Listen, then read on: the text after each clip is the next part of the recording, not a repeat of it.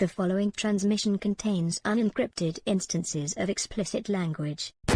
Shall we begin?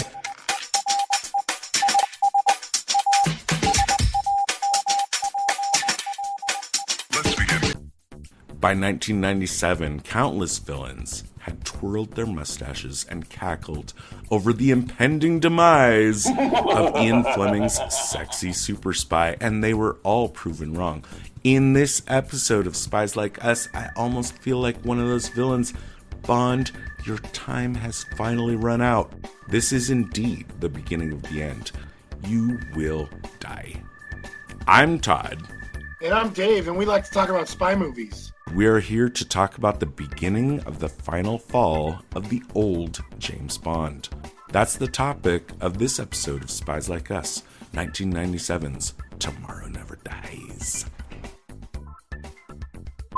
Tomorrow Never Dies is a 1997 film. It's a Bond film, and like all Bond films, it's a work of pure fiction, focused on contemporaneous events for the year that it came out.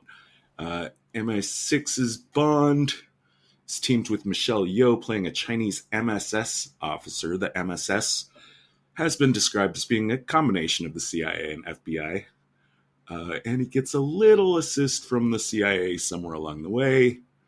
The fictitious villainous agency here is just a wacko billionaire, media mogul. Well, what was the name of his company? Like Carver or something, and then like the paper was Tomorrow. Sure. Yeah.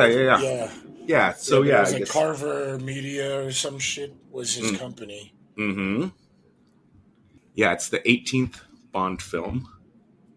And a little trivia on this title, which is a good one, is it was actually the result of a typo. At one point, a list of the possible names of the movie was sent to MGM, and Tomorrow Never Lies was what was supposed to be in there. They accidentally sent Tomorrow Never Dies, and MGM said, boom, yeah, that's the one. Let's keep that. Oh, wow. It's the second Pierce Brosnan film, and while it did well, it was the only one of his not to open at number one, it going up against the almighty Titanic. Well, there you go. Yeah, that December. We skipped Timothy Dalton, which we might circle back to Dalton one of these days, but I feel like we have done enough Bond. I think we are doing our due diligence. It's kind of something I mostly just want to get these various guys out of the way so we can talk about a Bond that I actually genuinely like, which is Daniel Craig. But Timothy Dalton, he got two movies, and I guess this is what I'm picking up on reading up about him. He's actually supposedly a really good Bond. Maybe we should check out, well, at least I should, at some point, check out his movies. Well, him being a good Bond, see, it's like kind of a matter of opinion. See, he was like a lot more serious and a lot more like the Bond in the books, which is something critics and really big Ian Fleming fans really liked, but general audiences didn't like as much. They want the silly. Well, I mean, if you're like a huge Bond fan, I can see that, considering all the other films. Right. But it sounds like you and I might very well prefer Dalton to the guys that we've covered. Well, if that's how it's described, then probably, yeah. If he wasn't well received from the Bond fandom. Mm-hmm. I'm with you. I just want to get these over with. Like, I think we've described this as eating our broccoli. Yes, for sure. Well, that's also, I mean, broccoli, that's the name of the famous producer that brought this franchise to us, right? Oh, really? That's pretty good. Oh. So yeah, we're definitely eating our broccoli. Yeah. This one had a lot more than I expected. So I was actually kind of I enjoyed this more than the last two we watched. It wasn't as bad to get through this film as I think it was the other two. All right.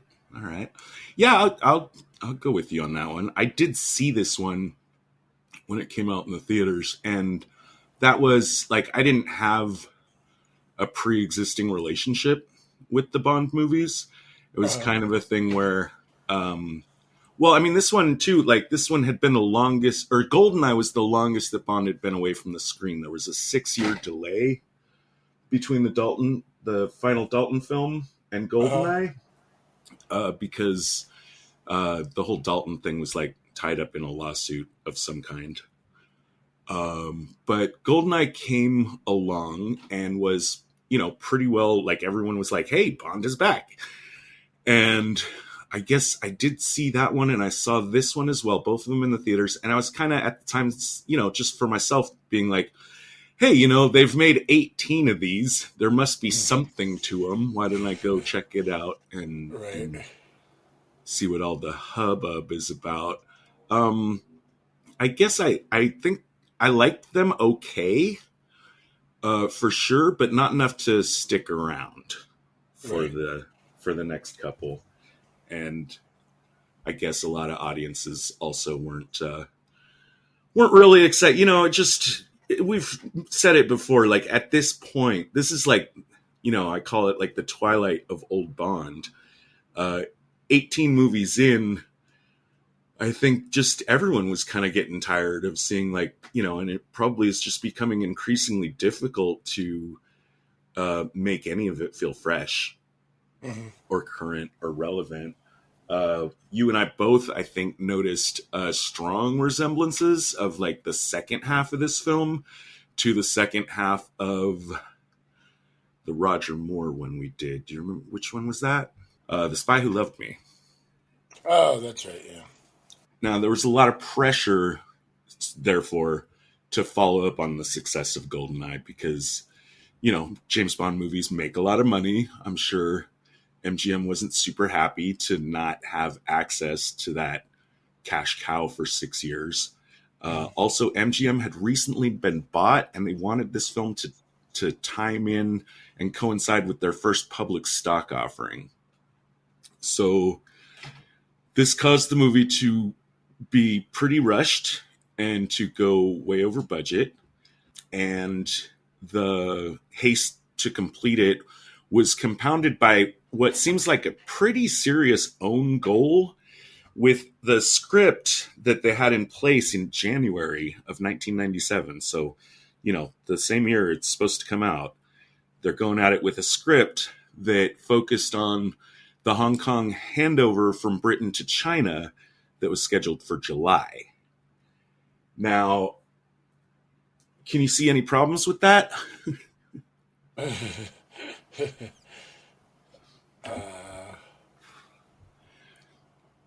Not really.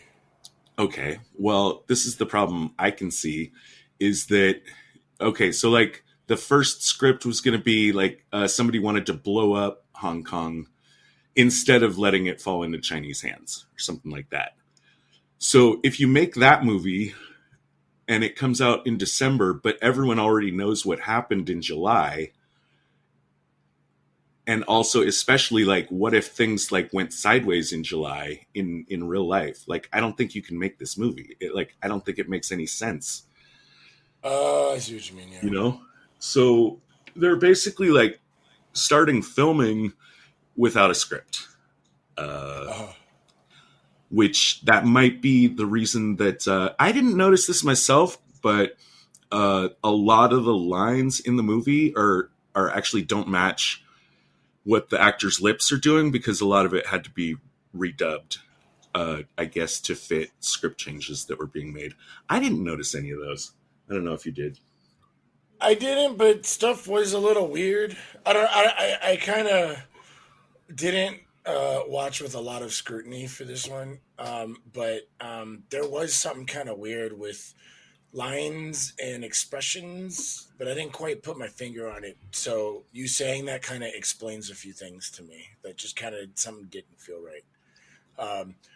I do know a lot of films currently have all kinds of weird or multiple scene shots so that they can dub into Chinese because it's such a large audience for films. But this is different. They had to change stuff and dub over it, right? Is what you're saying? Yeah.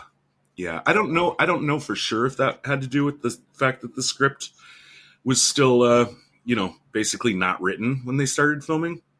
Yeah. But it could be. Also, like, I absolutely believe it. Like, the plot of the background plot of this movie, I think, is phenomenally thin and has almost nothing to do with the story that we're seeing. Mm-hmm. And I mean, it's already like a problem with Bond movies after a certain point that, like, the story already has all of its own built-in James Bond beats that it's going to hit and it's going to go through. And so as you make more and more of them, and they're all basically the same, it becomes like less and less necessary to have a plot that supports the story beats that you're trying to get to, because the audience just basically already knows what to expect. Right. Yeah. Bond's going to show up at a party. The villain's going to take a stab at him. He's going to sleep with some chick, and he's going to he's going to get captured. Villain's going to explain the plan, and he's going to blow up their base. It did seem like they were just meeting a lot of beats in this as well.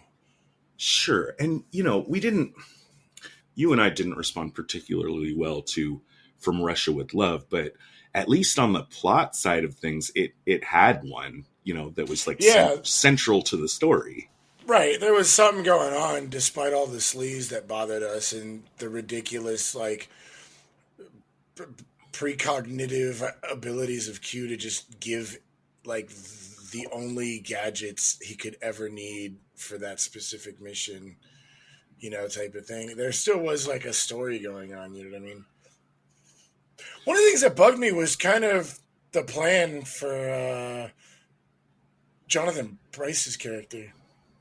I like the idea of having a villain who's pitting governments against each other, but his plan was to have governments fight over each other so that he could have a good story to sell on his satellite. But I don't understand why he would need that. Like, the idea he was doing was he was creating events so he could get the story immediately, be the first one, which gets him, like, number one in the media, and he had so much power he could, like, control governments. But, like, I don't understand how having governments fight is going to sell him any more than anything else he could create. Usually when you have, like, a villain pit, like, governments against each other, it's like, oh, we need them to fight so we could sell more arms, or we need them to fight so we can have something else happen so that somebody signs, like, a treaty or a deal, or we need to pass this law, or, you know what I'm saying? Like, this one, it was just like, I need China and England to fight so that I can have a really good story for my satellite launch. I think that sounds like an okay idea in the writing room. And then Right. you can get so far with it before you realize there's not really a lot there going on. Or like, how much mileage can you get out of that? Right. The concept's kind of cute. And I kind of like the first part of his plan at the beginning of the movie. It's the end game and goal that he's got, which is basically to puppet master this one guy into a position of huge power in China to get broadcast, and in return he's going to get broadcasting rights exclusively in China for 100 years. For one thing, I think it would be really difficult to find a card-carrying member of the Communist Party. Well, ambition is ambition, but that's a lot to give up for a country that relies so heavily on controlling the information that its population gets. Right.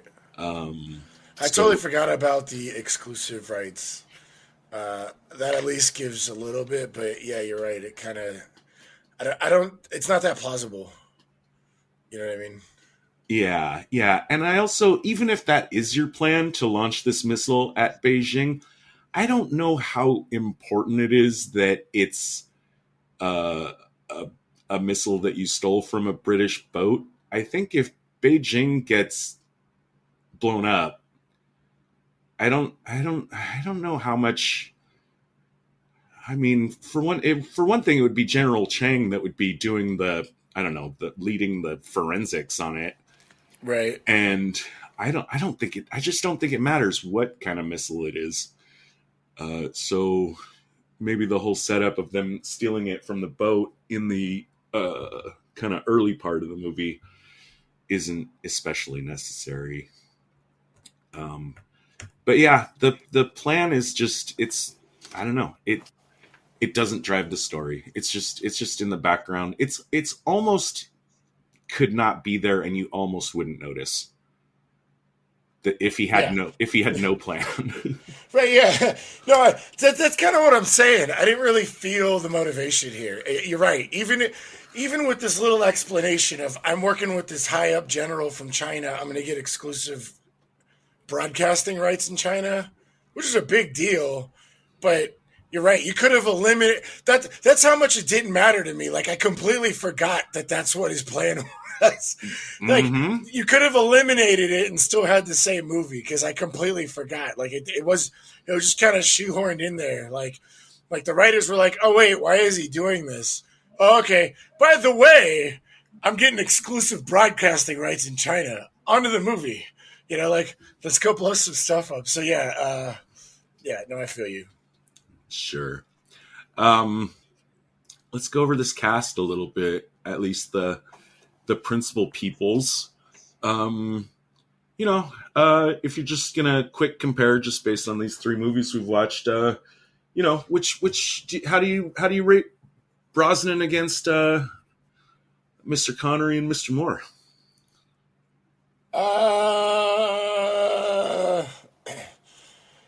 I don't know. Growing up, I always preferred Connery, but now going back and watching how sleazy they were kind of bothers me.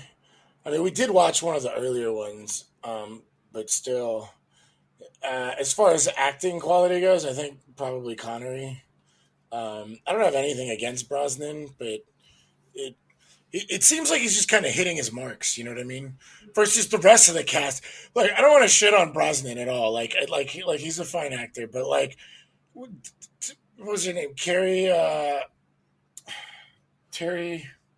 What's her name? Terry Hatcher. That's right. Yeah, her and Jonathan Pryce pretty much like stole the movie, and then you have Michelle, who's like, really doing all these cool martial arts moves, and but it was just kind of like he was just hitting his marks, so it was kind of watching this. It was like, first of all, I think Jonathan Pryce like pretty much owned it. Like, I know we were talking about this, and it's pretty cartoony, his acting, but like he's an amazing actor, kind of stuck with this script, and he just like went full in the deep end with it. He didn't hold anything back. He was just like, well, the only way to make this happen is if I just go full blast, and it's like, so power to him, because he really did kind of steal a lot of the spotlight as far as performance goes for me. I mean, I enjoyed Jonathan Pryce's performance, mostly because I could just tell how much fun he was having with it. Right? Yeah.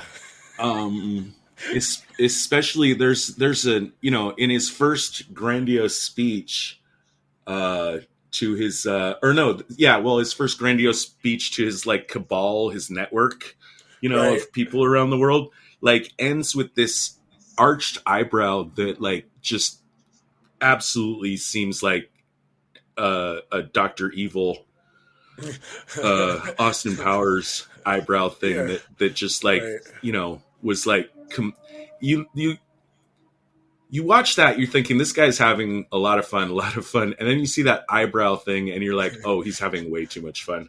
Yeah. I think I would have asked him to tone it down.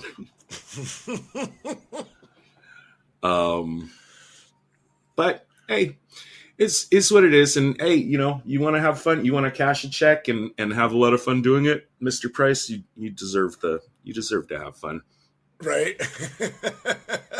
Yeah, but to answer your question, that's kind of how I feel. Like like compared to the other performances in the film, it was just kind of like, all right, So like that's what I'm saying. I don't want to like shit on Brosnan, but like it was kind of just like these are what Bonds have to do, and he's just going off the checklist of, well, this is what a Bond is. You know what I mean?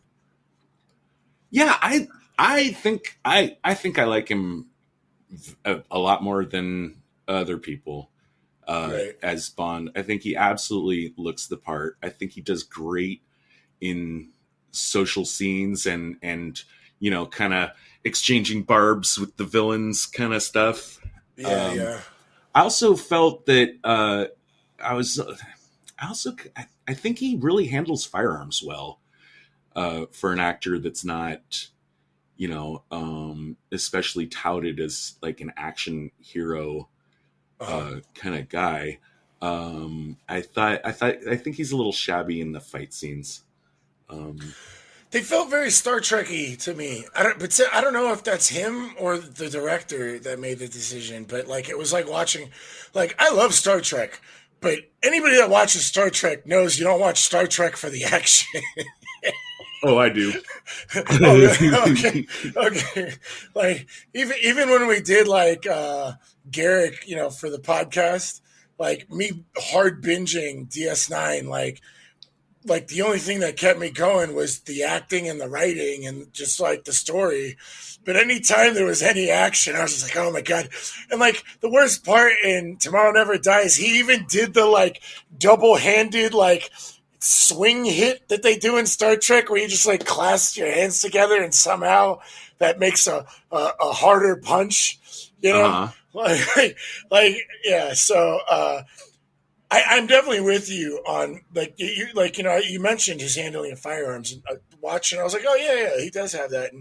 But the action, I'm not sure if it's Brosnan or the direction that created that, but it definitely gave me a Star Trek vibe. Right. I think on the sleaze factor, I think he's at least, written and portrayed as much more of a gentleman as I would classify it. Absolutely. In either Sean or Roger. Yes. Absolutely. Yeah. He's still saddled with these really stupid after the kill one-liners. So bad. The zingers were so bad. They're not good. Backseat driver, when he punches the ejection seat of the pilot in the plane behind him. Now, I mean let's give that some high points for at least being an incredibly creative way to kill a couple of enemies. Yeah, right. But all the points that it gains for me in enjoyment like are immediately lost as soon as he says backseat driver. Right. That's pretty god awful. There was a good one though, Edifice Complex, when they're flying. Yeah, I really liked that one because apparently Carver had a bunch of buildings. He was like, I'm starting to think he has an edifice complex. I thought that was clever, considering all the other zingers. Because you would need to know about Oedipus to even get that joke. And I'm not sure that's going to hit. Considering the other one-liners, I think there's a more particular audience that needs to hear that joke. Right. Well, he's got these buildings, and the one that Brosnan's particularly commenting on has got this massive picture of his face, and he's got these things everywhere. He's even got them like in his secret lab up on the top of his like news building in Germany, which goes, I mean, I guess like it's okay because it goes to his ego, right? And that's a fun thing to play up, especially for a Bond villain. But like having them even in your secret lab where only your paid henchmen are even gonna see them is pretty weird. Yeah. But they so reminded me of the Steve Jobs, because wasn't there a point in time where Apple was putting up that super iconic picture of Steve Jobs up on the side of buildings in LA, Yes. like at that scale? Yeah. I think it was Bill Burr on Conan O'Brien that he was just shitting all over Apple, and Conan was like, "How can you like hate Apple or Steve Jobs?" He was just like, "Look, it's he acts like he's Tesla." And it was just like he didn't really do anything, and it's just the way he advertises himself. It's just like Jesus, Gandhi, me, like it definitely had a Steve Jobsy feel to it, where it's just like, look, I'm this iconic visionary. All hail the Steve Jobs. Yeah, you're right. It definitely had that feel to it. That flat, just giant face on the side of a building. I was surprised to find out that picture of Steve Jobs that we're talking about, that wasn't taken until 2006. Oh, wow. So this film is not referencing that. No. Maybe he got the idea. I guess. He was like, that's a great idea. Told his henchmen to go put some posters up. But yeah, and then the conceit is he's this media tycoon, and then the movie decides that for that reason, we're going to constantly make jokes about the media. When Jonathan Pryce needs to go do something, he's like, sorry, looks like I have a deadline to meet. Pierce Brosnan, when he turns off his transmission, he says, time for a station break. They're doing it constantly through the movie, to its detriment, I would say. Didn't you have a good idea for one of the crappy one-liners? There's one. It's one of the after the kill one-liners. Pierce has just tossed a goon into the newspaper machine, and it's all, he's apparently ground up in there, and now all the newspapers are splashed with blood as they're going through the runners. And I think what was the one they used was they'll print anything these days, which is awful, very cringy. Yeah, it was horrible. I think I could have raised my hand in that writer's room and suggested we could do something with if it bleeds, it leads, which I think it's better. I liked it. I liked it because it's with the edifice one-liner. I think if the bleed was a good one. I would have liked to hear that more than they'll print anything these days. The one that I'll give a thumbs up to in the movie is right before he kills Elliot Carver with the really redonkulous drilling torpedo thing. Right. Is the first rule of media or something is give the people what they want. Oh, and, yeah. That's meta in a way that I can appreciate. Right. That was pretty good, yeah. Because at that point he's clearly talking to us. He's clearly talking to us, the people in the audience. Yeah. So yeah, that's our principles. That's our hero and our villain. Along comes Michelle Yeoh, who is the biggest thing that I'm always going to remember from this movie. She's been in like my top favorite actresses for a very long time. And I kind of think I have one of those, someone was talking recently about like, sometimes there's an actor or a director when like you see their really early work before they get known, and you're one of the first people that is like, ooh, watch this person. Then like for the rest of your life, it's kind of like you bought stock in that person. Right. And so you're always like justifying your early impulse toward them. And I could be suffering a bit from some of that, but I do like her. And I wanted to talk about like when I first decided like, oh yeah, you're the shit, which is, it's a stunt she does in Super Cop.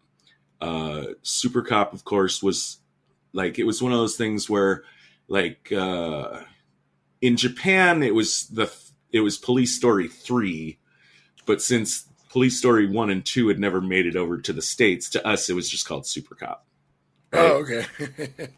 Right. Well, There's a scene in that movie where she jumps a motorcycle onto the top of a moving train, Oh. which is impressive in and of itself. But here's where I really sat up and said, holy shit, is when I watched that. You know, it's a Jackie Chan movie, so they like to show the outtakes and the fuck ups at the end of those. And you get to watch her several times fail to make the jump. Like, Oh. she jumps and like hits the top of the train, but can't stop in time, and like skids off across the other side. She does this multiple times. And this has always been my thinking on that. I could imagine, I guess, in an alternate universe, I could imagine like a stuntman Todd that, you know, if it's all been set up and everyone assures me, trust me, this will work, just do it. I could try that once, maybe, in an alternate universe. But after the first time that it doesn't go right, I'm like, fuck this. I'm done. I do encourage people. You can just go and Google Super Cop outtakes to see what I'm talking about there. Also, really excited, and this ties into spy entertainment news for us, and is great news for us, I think. You have not watched any Star Trek Discovery, right? None. Okay. Did you know that Michelle Yeoh's in it? I did not. That might get me to start watching it. Okay. Well, then here I got to be really tricky, because I thought maybe this would be okay to go no spoilers, but I guess let's just say she dies in the first episode. Uh-huh. And let's just say Star Trek Discovery has a lot of weird, like, multiple universe, traveling through time, trans-dimensional Rick and Morty type of shit that you know, you could bring a different version of a character back. Michelle Yeoh ends up coming back and joining Section 31. And that's her major role in the Star Trek Discovery show. And they announced just a couple months ago they are going to do a spin-off focused on Section 31 and starring Michelle Yeoh. Wow. I think I had mentioned this to you before, but maybe you forgot. Maybe you're just not as excited as I am. I am fucking I'm excited about this quite a bit, actually, because I like the idea of Section 31. And if they have a Section 31 show, we're watching it, at least doing a brush pass for Spies Like Us. Oh yeah, 100%. We very much liked the Garrett character in Deep Space Nine, and all of the hints that they gave of the Federation Section 31. We thought that is an aspect of the Star Trek universe we feel is criminally underutilized. Right. And it's also an opportunity to have hopefully some actual science fiction spy stuff, which there is just so little of. So yeah, that'll be out there. Possibly. I'm guessing they got the idea after they saw that Rogue One was going to get its spin-off and have basically a Star Wars spy TV series. Someone at Paramount raised their hand and said, hey, you know, we've got this character that everyone really likes. Right. So yeah, really excited about that. Terry Hatcher is a repeat subject on this podcast by way of Spy Kids. That was exciting. I didn't realize that till we were watching it, and I looked her up. And I was like, why do I know her from? And I was like, oh, she was in Spy Kids. Well, her being in this movie, Tomorrow Never Dies, is probably why she gets cast in Spy Kids.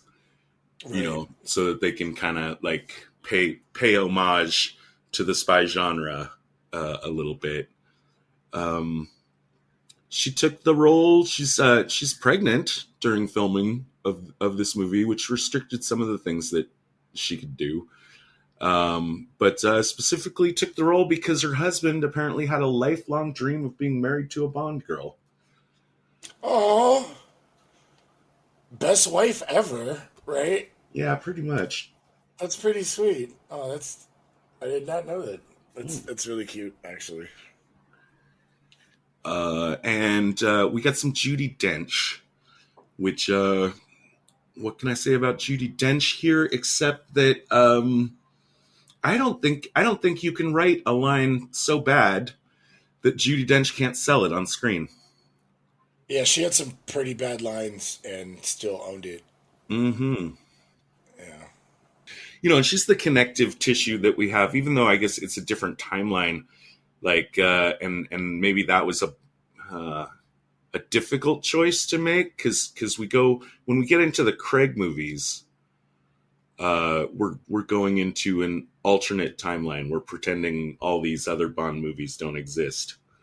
So it might have been an issue of concern to be bringing one of the to bring her playing M from Right. these movies over into the new Craig movies, also playing M.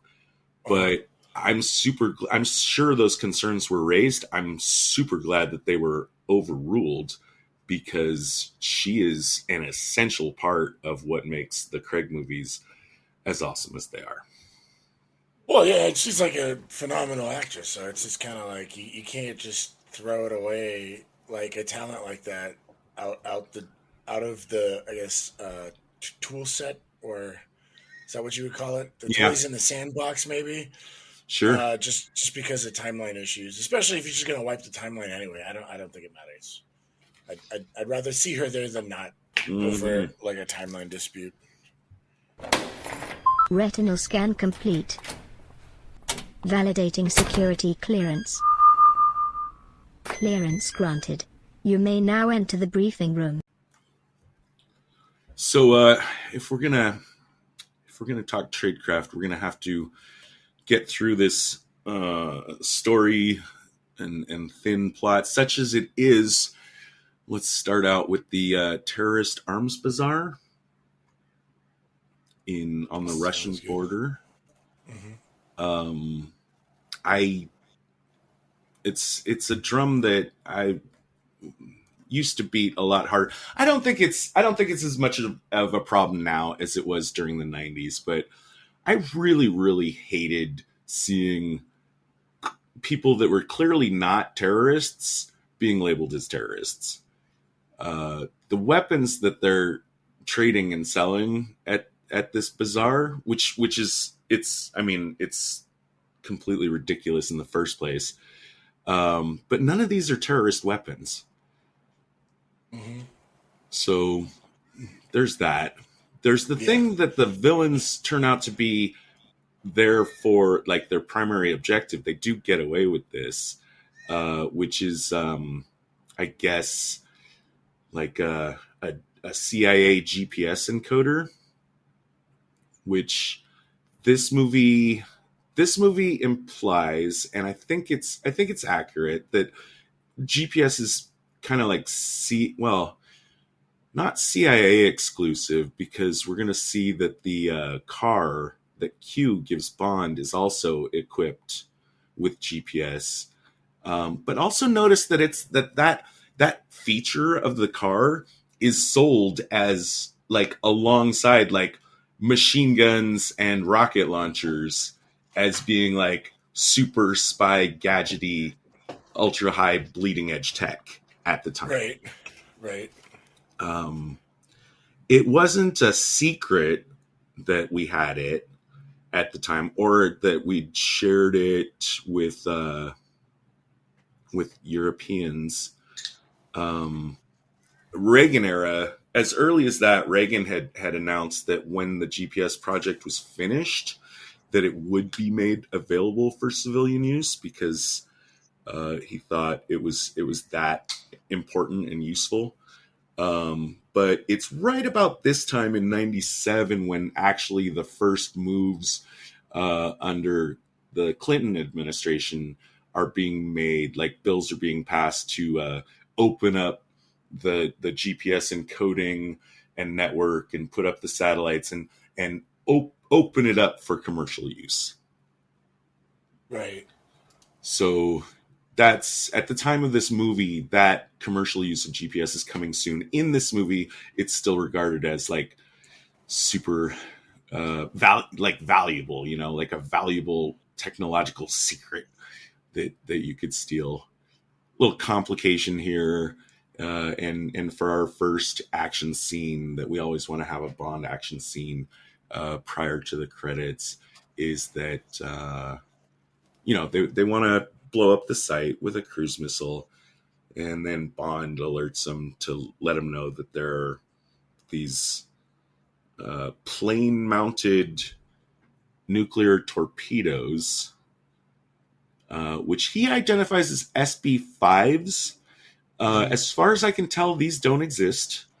The Soviet Union definitely had and has, and so does the U.S., submarine-launched nuclear torpedoes, but I couldn't find validity of a fighter plane-launched nuclear torpedo, and it's really questionable what you would do with that kind of weapon. I mean, if you want to hit a city, you could do that with a high altitude bomber.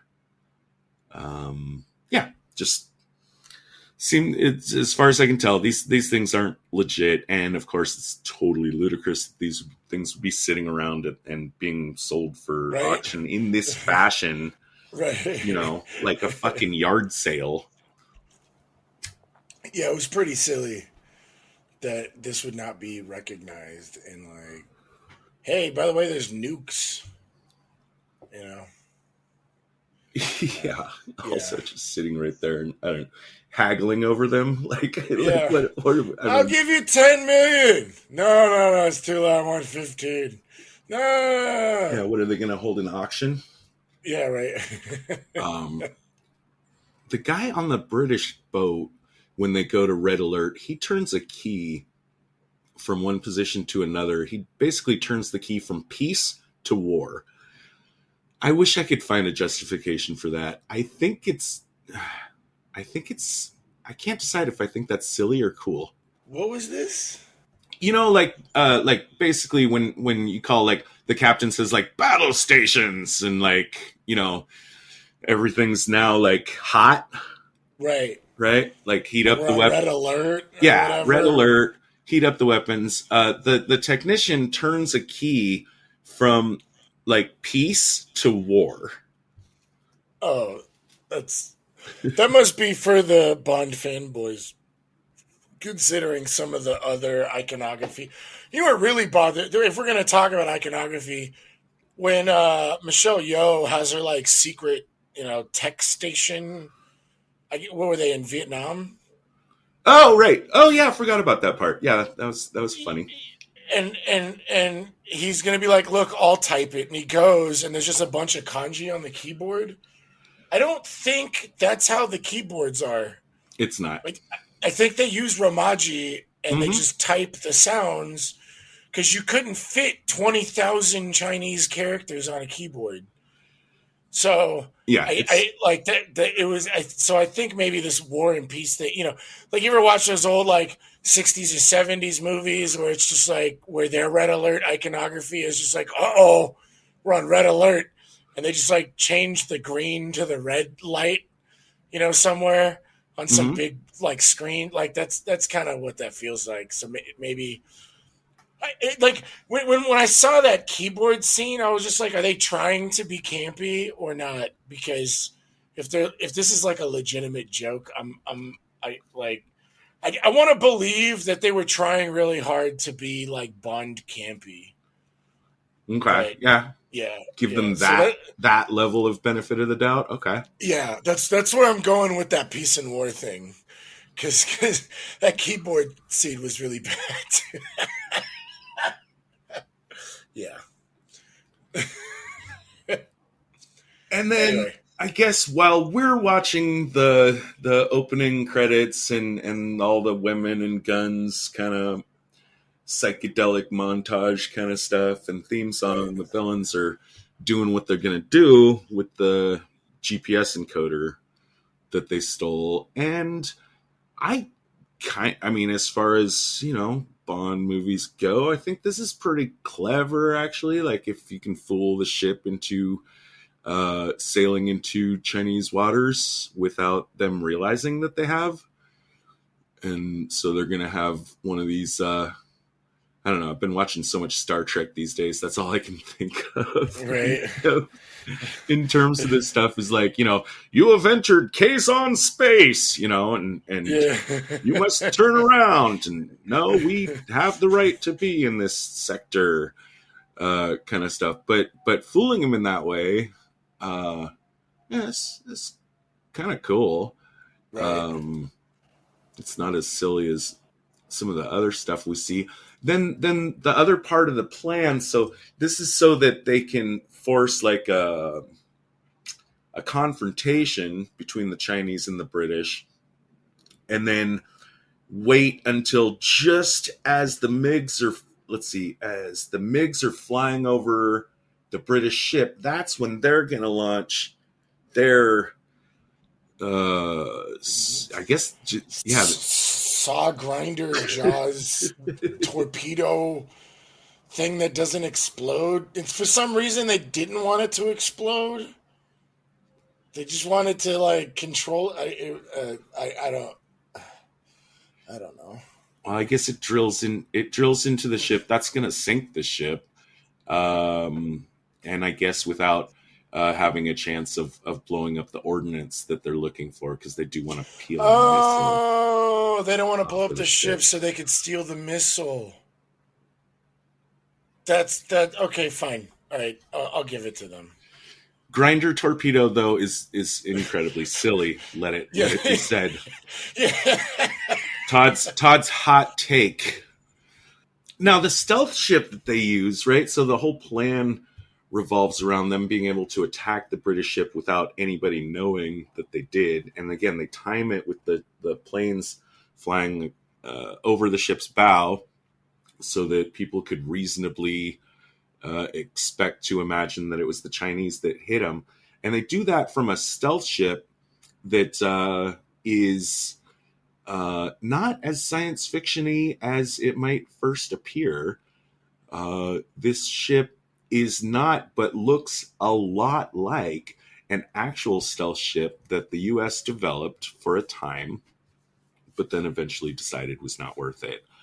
I'm giving it a little plus 5 points, and my best number 3 tradecraft of the film. That at least, in a Bondy universe where we're so used to seeing really truly ridiculous technology, it's nice. Oh my God! It does look just like it. Mm-hmm.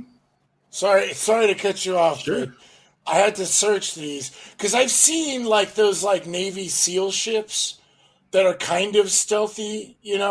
They got the polygon shape and they move fast as fuck, but they're not like black. They got those gray ones. But like I just searched stealth ship and it's got that whole weird thing where you could swallow stuff up on it. I can't believe these were actually made. The Sea Shadow IX-529, and the Navy tried to build, what is this? Sea and Air Parade? Sea Shadow. That's what it's. The Navy tried to build the Sea Shadow. This is incredible. I had no idea they tried to do this. It looks just like it. Yeah, I think the notion was eventually someone just said, you know what, submarines are just better. Even though they're probably a lot more expensive to build and to run. Right. But they're just better, and ships, especially British military ships, don't run around with absolutely nobody on deck. They have people on deck with binoculars like all the time. Right. They don't entirely just sit in the command station looking at screens to tell them what the fuck is going on. So, a stealth ship it's great until like just one seaman first class with a pair of binoculars can see you. Is probably why we don't actually use these. Yeah. But they pull it off. This is an operation Bond doesn't get involved in. Like this is pretty much like a early win for the villains. And so now that he's got that incident, that's the incident. Oh, and he's created this international incident, and he's got the scoop. This is Carver I'm talking about, Jonathan Pryce. And that is like the big super scoop headline that he wants to use to pump interest in the launch of his, I don't know, satellite network that's now going to give him like global broadcasting to everywhere except China. Yeah. And then he's got a plan to fix that last part as well. So he's going to throw a big party, and M sees that's our opportunity to put James Bond in a tuxedo and have him go to a party and order his vodka martini. Check. Uh-huh. We're doing absolutely paint by numbers James Bond stuff. I think it's a criminal shame that they saddled this franchise with the James Bond line that has to be in every single one of them, such that James can never actually go undercover. This actually made my number 3 worst tradecraft. And our other Bond, and just in a lot of our podcasts, you've brought this up. And it didn't bother me so much because, like, whatever, it's iconic. But, like, for some reason, it finally clicked for me. Like I always got it before why it's a bad idea. But, like, it was just like, you're going to a party of some megalomaniac, like, super journalist, right?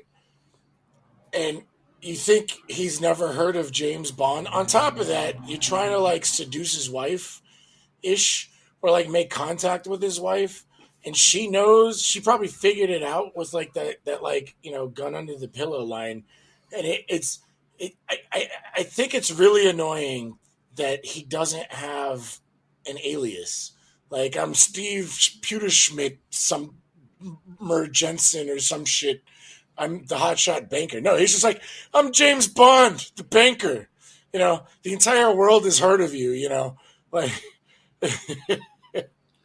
Right. I don't think it's all the pre-Craig Bond movies almost seem to have to exist in a universe where all the other movies don't exist. Yeah. Kind of thing. Right. It just becomes increasingly ludicrous, and the franchise increasingly realizes that it doesn't need to justify this kind of stuff or try to be smarter in order to sell movie tickets. So it just keeps doing it. Yeah. He's also there with. Okay, so we know what his stated plan is. He's going to make contact with his ex-girlfriend, Terry Hatcher, who's now married to Carver, and try to get some information out of her. So, okay, makes contact with her. That's all right. I'll give a little plus spy points for the fact that when Carver asks her, like, oh, do you know this guy? That she doesn't outright lie about. Well, I mean, she lies, but she doesn't, deny knowing him. Right. That would be kind of dumb. But she definitely super plays down their relationship. Like, oh, he dated my roommate, yeah. which is a good. I mean, it's a good little bit of cover because right. It would suffer at least medium amount of scrutiny. Mm-hmm. Did they spend time in the same city, in the same, did they have dinner together, etc.? Like, it's okay. But other than that, I don't see, like, okay, well, James goes to town on Carver with all this insinuation, right? Oh, this is the worst. Let's hear about it. I mean, this made my worst tradecraft number 2. Like, his line when he's just like, hi, I'm a banker. Oh, I've heard about your work, Carver. It's like you're really good. You have all this control and coverage. And he's like stroking his ego, which would have been a great idea as someone trying to infiltrate and get to know someone, like stroke this guy's ego, who obviously is an egomaniac, Mm-hmm. the Steve Jobs before the Steve Jobs, right? But then he's just like, yeah, your paper could reach large. Oh no, that's right. He's like, oh, I heard about your satellites. He was like, merely a tool to spread information, and then he goes, or disinformation to manipulate governments, Yeah. sink ships. Like, he completely showed his hand. He's a banker. The fuck does a banker give a fuck about that shit? Like, you might as well like be like in Looney Tunes, like the bad guy's hideout. The giant glowing sign. You know, like he should have just been like government agent. Like, I think it was later in the film there was that tech guy that went through it, Right. Yeah. went through his like record. He was like, "Wow, this banker has crossed all his T's and dotted his I's." Well, what does that mean? He was like, "Oh, government agent." Like he didn't even need that scene because Bond just like walks in. I'm a banker. Oh, I heard about your satellites. He was like, "Yeah, I'm trying to spread info." And he was like, "You mean disinfo?" He's Like, also making quips like referencing a ship and making a comment like adrift at sea. yeah, He's it was so he's aggressively advertising to Carver that I know that you were behind. Well, okay, benefit of the doubt a little bit. right. Let's say Carver, because right now they only have suspicion, right? Mm-hmm. So maybe, okay, benefit of the doubt is he's checking for a reaction. Because Right. if Carver had okay, you're right, the disinformation thing, that's a foul ball. Like, Right. that's a total, like, fucking, yeah, ick. Yeah. But I guess these more subtle comments are, like, benefit of the doubt, engineered to see if there's a reaction. Because what if Carver is innocent? Then Right. he's not going to blink at these comments like referencing a ship or being adrift at sea. Right. Those were much more subtle, but those came out. Yeah, you're right. If they just eliminated the like, hey, you're manipulating governments. Here's my bad, but like the missing ship, or I'd be adrift at sea. That you're right. That would have been much more clever. Much more clever, but I think still overall minus 5 points because like you need to be more subtle than that. If you're, I don't know if you're gonna, what's the reaction you're trying to prod? Like, what Right. constitutes a successful employment of these insinuations? Right. That, I don't know. If Carver does nothing, then maybe he's a little maybe less on the suspect list. And if he makes a move against you, then okay, maybe that this is the guy, or he's higher on the suspect list, but now you've completely outed yourself as, your cover is just blown. Just fucking You're not blown. a banker. You're not a banker. Why did you even walk in here telling me you're a banker? Like, just walk in and be like, "Hi, I work for like the British government. Did you sink a ship or not?" It would have been much more effective to be that much more straightforward of an interrogation than try and pretend to be a banker and then throw away like your cover story. Yeah, no, it was bad. It was bad. Mm-hmm. At least we got another callback to the Roger Moore film, though, with Terry Hatcher. Yeah, go ahead. No, you got it. With Terry Hatcher and Bond ordering each other's drinks. In fact, like, I think when we were talking, when we get to the scuba scene, I was like, this feels like The Spy Who Loved Me, And I forgot that the two spies, other than Terry Hatcher's not a spy, but the ordering each other's drinks. Since you like put that in the notes, I really think that they modeled this film after The Spy Who Loved Me. And just kind of twisted a little bit. Yeah, I agree. It's got a lot of similarities, including, I don't remember her name, but the Bond girl in The Spy Who Loved Me was sold to us, at least, as a competent Russian agent. And at least there's this progression of You've got our pure, totally fucking ignorant damsel in distress in the in From Russia with Love.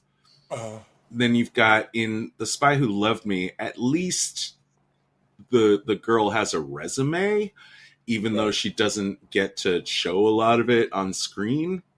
Mhm. Here we bring in Michelle Yeoh. Now she's got a resume, and we actually get to see her like do stuff. Right. Although, And with Terry Hatcher, she's not an idiot. You know, she makes kind like you had said, like she tried to cover for James. You know. Oh, he's a banker. He dated my friend, my roommate in Zurich. What else do you want to know? You know, like, yeah, it's you're right.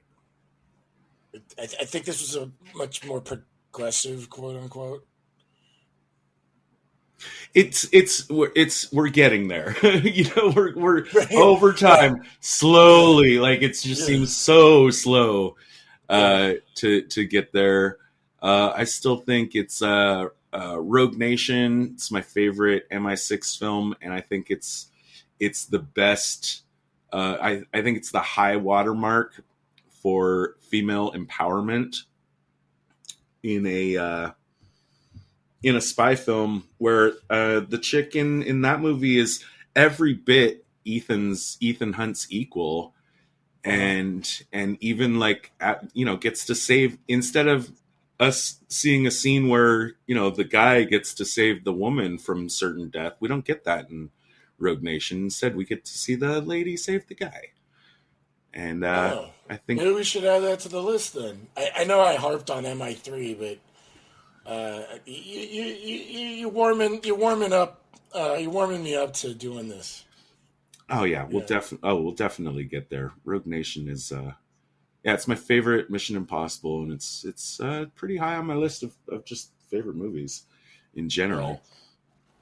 But yeah, yeah, like Hatcher's got her moves. I don't know, again, this thing, like, he could get her out. She says, no, there's no way you could protect me from him. Like, I don't see it. I don't feel like it's justified. I think it's just there to make sure that she sticks around and gets killed. Which, let's see, how did I want to get back into this? Um, I'll mention again, I don't understand, like, Bond doesn't seem to have a plan, except for making contact with Terry Hatcher. Uh, What happens is, as often does, is like the enemies overreact, and then that's what tells Bond, like, okay, it's go time, action time. This is the villain. Figure his shit out, sneak into his lab, steal his shit, blow his secret base up. But don't forget to get captured first, because you need him to explain his master plan to you, because you're too fucking stupid to figure it out. Trust me, you are.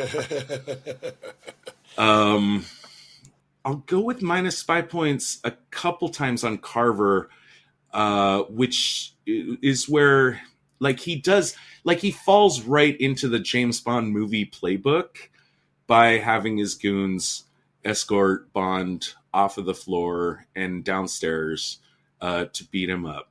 He doesn't have nearly enough information at this point to think this is a good idea or necessary. Like, it's a total overreaction. Wouldn't you agree? Absolutely. I like, just like with when we did Enemy of the State, like where Voight was just like, let's just ruin Will Smith's life. Like, get some information, like before you start pulling triggers. So yes, I feel it was an overreaction. Right. Or if you have gotten the scent of the hunter on your trail, Right, then, like, your good play is to start you thinking of that as an opportunity to provide misinformation right. instead of solid concrete proof that you're a mustache twirling villain. Right. Um, I'll be mentioning that again, but that's gonna hit my worst trade cap number 2. Carver having no restraint in when he chooses to deploy his goons and go after Bond, in this case, very soon after his wife. The so back to Bond. Now he is downstairs getting beat up. And now, like, at what point does he decide, like, he's going to shut down Carver's broadcast to the world? It is a huge black eye to Carver, especially as egomaniacal as he is. But if that wasn't in the plan in the first place, why is it in the plan now? That's a good point. Yeah, I mean, I think so. Yeah. And at this point, too, like, just as I said, like, Carver doesn't have enough information on Bond to be making this play, to have him taken downstairs and beat up. Bond doesn't have enough information on Carver to be suddenly, like, making this play against him. All he's got so far is some suspicions, and I don't know, maybe he thinks, like, okay, benefit of the doubt would be, like, maybe my comments about being adrift at sea, like, landed. Right. But it's also equally plausible that Carver is just an incredibly jealous husband. I think there was like some shots where, in lines, like when you get the foursome meeting each other, you get Carver introducing like Michelle Yeoh to Terry Hatcher. Hey, wife, look at this like hot Chinese woman that is gonna be a journalist for us. And then Hatcher's like, hey, look at this hot British guy.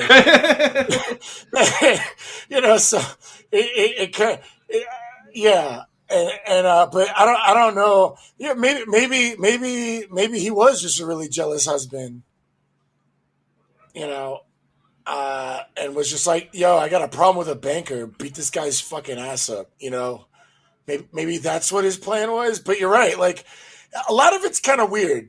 You know what I mean? But weird. that disinformation line really fucked up a lot, and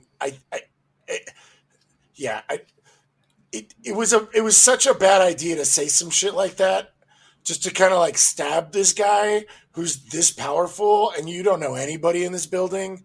I don't care if you're James Bond. This goes back to my whole work as a team thing. But anyway, he's in there by himself, and he's like making these like statements to this really powerful person.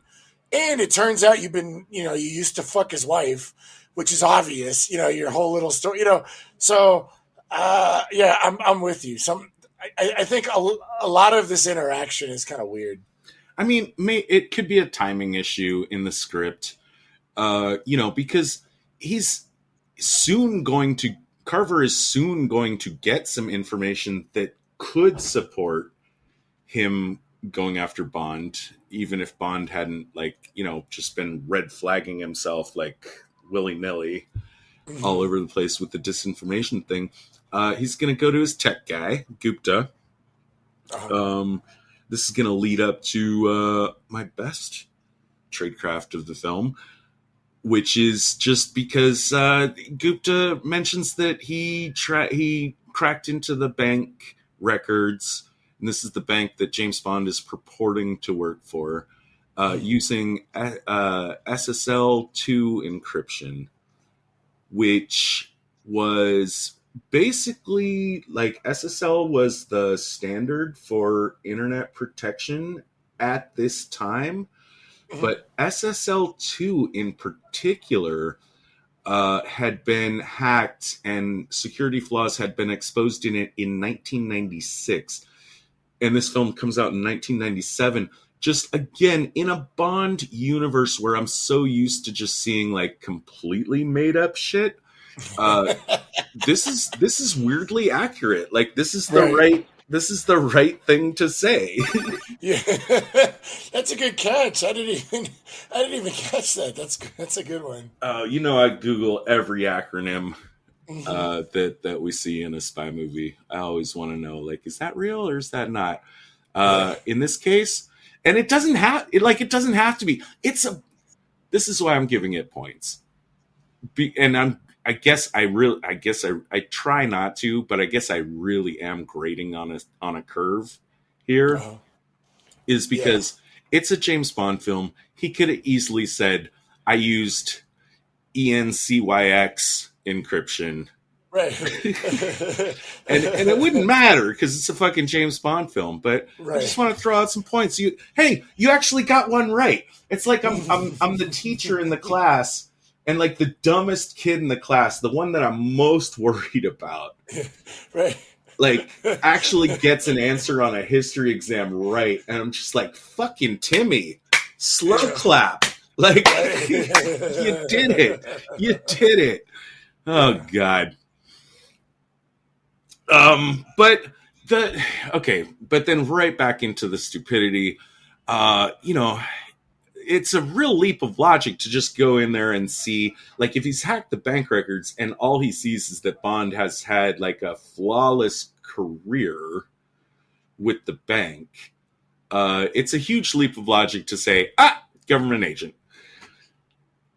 But if I think even harder on that, if he actually hacked the bank's records, I think he would have been easily able to see that Bond's cover story was a fiction, that like all of his, resume was like put into the files like a week ago.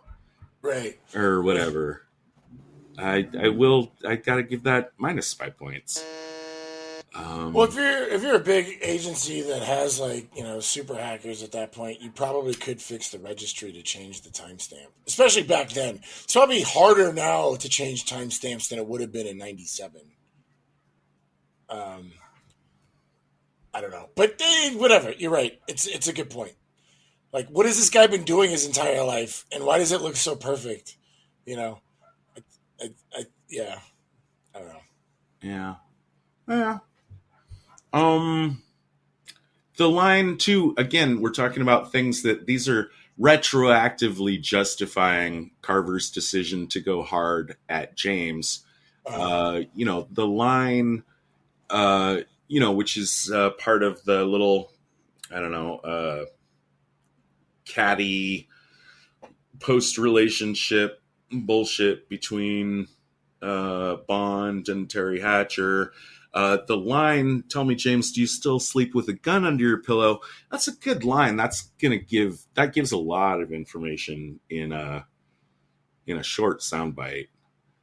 Absolutely. You pointed this out. I'm really glad that you spotted this in the dialogue. I really enjoy when dialogue gives a lot of information, because that's writing. That's how you find good writers. Yeah, yeah, I agree. It's a good one. I don't see why Gupta had any reason at that moment to be like focusing like audio attention on their conversation. Right. And I don't believe he's got the tech. I don't believe that this whole like audience hall is mic'd up so well that you could retroactively just go in and pick up on like any conversation that you later became interested in. Right. If he had had reason to, like, if for some reason it had been written so that, I don't know, if Price had some suspicions about Bond and said, "Hey, Gupta, make sure you target audio on whatever my wife is talking to him about," then that's what you would expect from a more realistic spy story, right? Yeah, definitely. Bond goes back to his hotel room, pours himself a drink, gets his gun ready because he's expecting visitors. But it's, of course, Terry Hatcher that visits him. They have a tete-a-tete and, kind of, I don't know, rekindle their romance or whatever. Right. She's got one piece of information to give him. And remember, this was the plan. This was the objective of the operation, was talk to her, find out what she knows. What she knows is that her husband has a secret lab at the top of the building. Okay, I could believe she knows about that. She also knows that there's a secret rooftop access point into the lab. How the fuck would she know that? Well, if he ever took her there, yeah, the helicopter goes to the roof, then lands, and that's how they get in. It's probably his way in, Okay.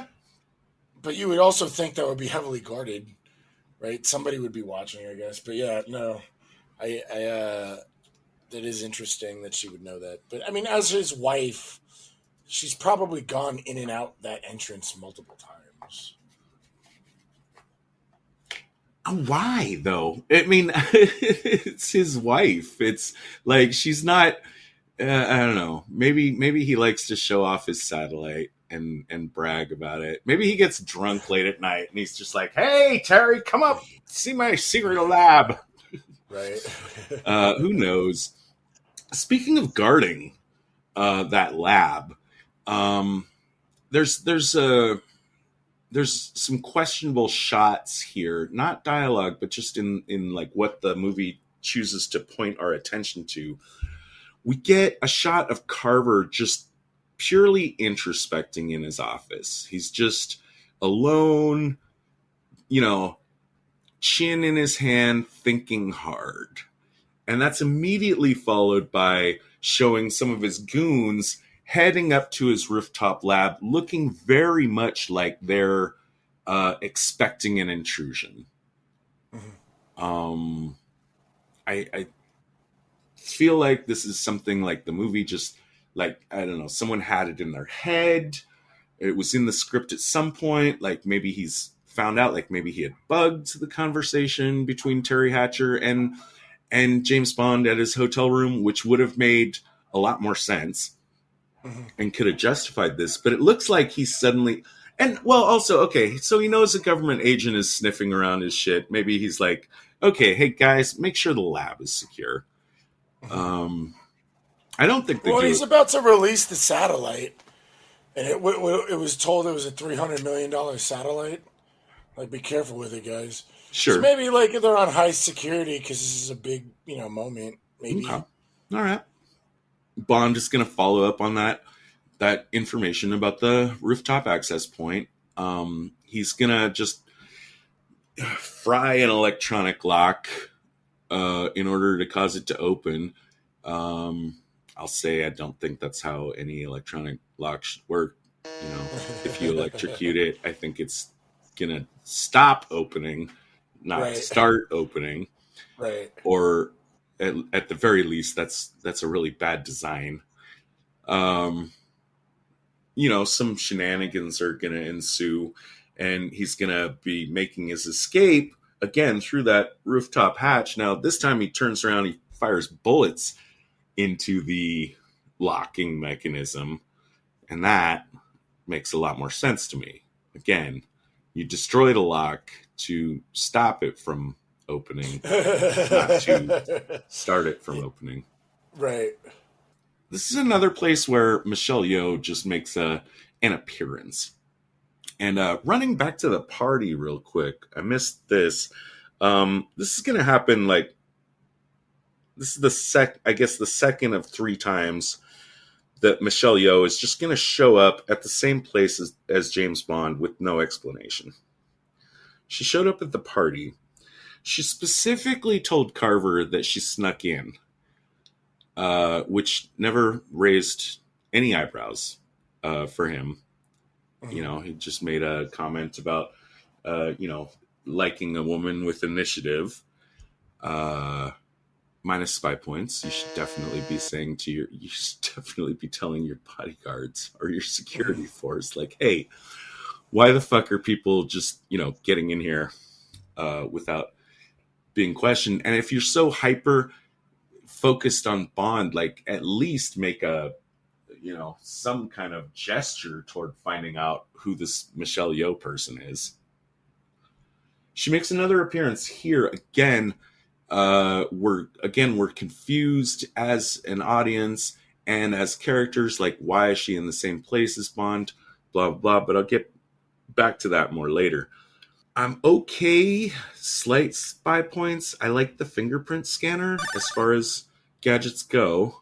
I guess he knows what, he opens the safe, which, by the way, looks like it has, like, a kilo of coke or heroin in it. Like, there's a bunch of drug paraphernalia. Did you catch that?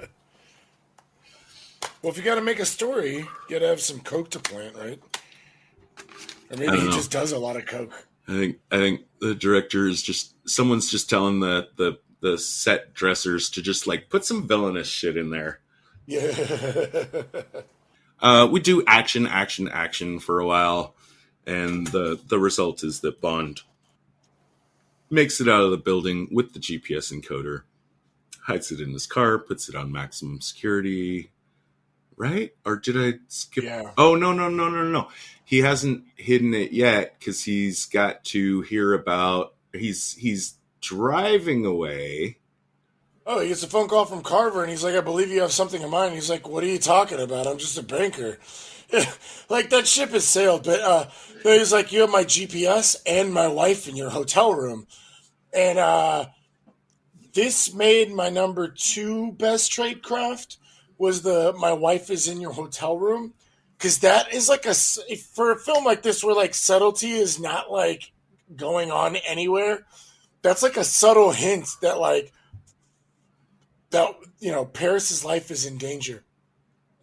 Now you've basically cornered Bond into having to return to the hotel because he's like, oh, this guy who probably is some like just psychopathic or sociopathic like megalomaniac, super powerful person just probably just murdered this woman that I'm supposed to try and protect, and I'm going to drive back to the hotel to make sure she's okay. So this you have things of mine. My wife in your hotel room is really a way to kind of like bait Bond into going to a specific location, and he's going to go there immediately. So it's probably a trap, but he has to go anyway. So it's kind of I like this. So this made my best tradecraft number two. Yeah, it's fairly solid. Made my number two best as well. Something I hadn't thought about until you were talking about it just now. So this is Bond's hotel room that he's going back to? Right, because she came to his room. Uh-huh. And then they're probably going to make it look like a murder against him. Right. And then she had left. Right. Like, she definitely shouldn't have come back here. Right. Well, she probably didn't. They probably killed her and took her back. Yeah, I guess so.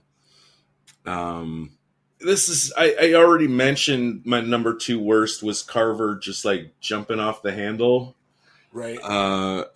This is also like killing his wife is total overkill at this point, and not justified by the facts that he's got in place. I mean, okay, like, yeah, maybe he's just that fucking jealous.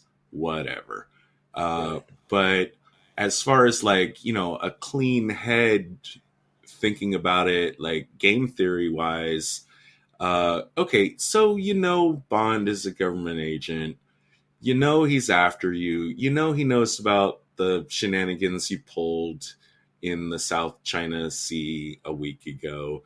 You know that your lab's been broken into. And you know that your wife knows Bond knows a lot more about Bond than what she's telling.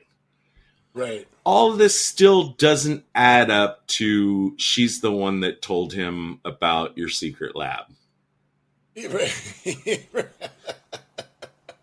Yeah. Right? I mean, it's all circumstantial. So, it goes again to my worst tradecraft number two, Carver, no restraint. And I didn't really buy him as being that bloodthirsty as to murder his wife just to get Bond into a trap when, again, like just the implication that she's in trouble. What would you call that? Like Machiavellian? It's like you're suspicious. Boom, you're dead. Like there's no room for suspicion. That type of thing. I wouldn't go Machiavellian on that. I think when I think Machiavellian, I'm thinking more of like wheels within wheels and understanding people's true motivations and instincts toward power. What would you characterize this as? Where it's just like kind of like a tyrant situation where it's just like if you even like smell of betrayal, I'm just gonna murder you. Ty- It's kind of like Stalin type of situation, or like a Hitler. tyrannical, brutish. Stalin is a great example, I think. Or like If Hitler that's with the Gestapo, like that, like a very totalitarian society, but like a very, very like, no, Stalin's a much better example than Hitler, I think, because Stalin was famously like paranoid about like everyone around him, whereas right. like I think Hitler actually had some confidence in his inner circle, Oh, I see. I see. at least in comparison. I mean, yeah, he had the the Gestapo out there stomping down dissent or whatever, looking for traitors out there in the masses, but I don't think he was like witch hunting his own inner circle in a way that Stalin would have. Tyrannical, brutish, and Stalin-esque would Yeah. be my answer to your question. Okay. All right. That's probably a good way to. Yeah, he is not holding back. I like that you characterize it as just like no restraint. It's just he just kind of, and this goes back to Jonathan Pryce's performance. Like it's such a cartoon character type of idea for this villain that he just like jumped into the deep end like with like head first with his performance, and just this character is just ridiculous. Like, oh, you lied to me about fucking him and that you knew he was a government agent. Well, I'm just gonna have to kill you. Rather than let me get more information, like, or something like that, or I could use her against him or something. I don't know. It feels like the kind of psychotic behavior that you could only imagine arising from a seriously over pampered only child, not, but somehow self made, or at least have the illusion of being a self made man. Right. That would allow this kind of stuff. And I don't know. Price chuckles and cackles over all his villainy, but I just didn't really buy him as being this bloodthirsty myself. I agree. Yeah, you're talking about like kind of tone wise or like character development. Tone wise, yeah. Yeah, I don't think he was this blood. Yeah, you're right. Just this ruthless, like he's a mafia boss. Mm-hmm. Yeah, right. Yeah. Like he's pulling off some Jack Nicholson Departed kind of shit. Oh yeah, like when we did The Departed, where Jack Nicholson was like, "In the old days, I just would have killed everybody and started over." Yeah, no. Carver does not give off that vibe. Right.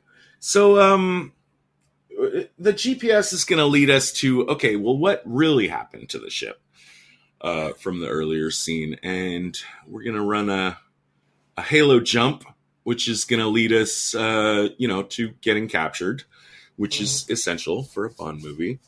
But the idea here is Bond wants to know, well, and I don't think he actually explains it that well, like what is he expecting to find from the wreckage of the British ship?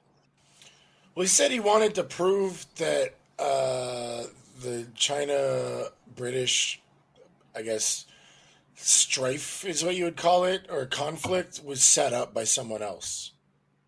So he's going to find the boat because no one could find the boat because because of the scrambling of the GPS, it was somewhere where no one could find it unless you would know that it had been scrambled. Right.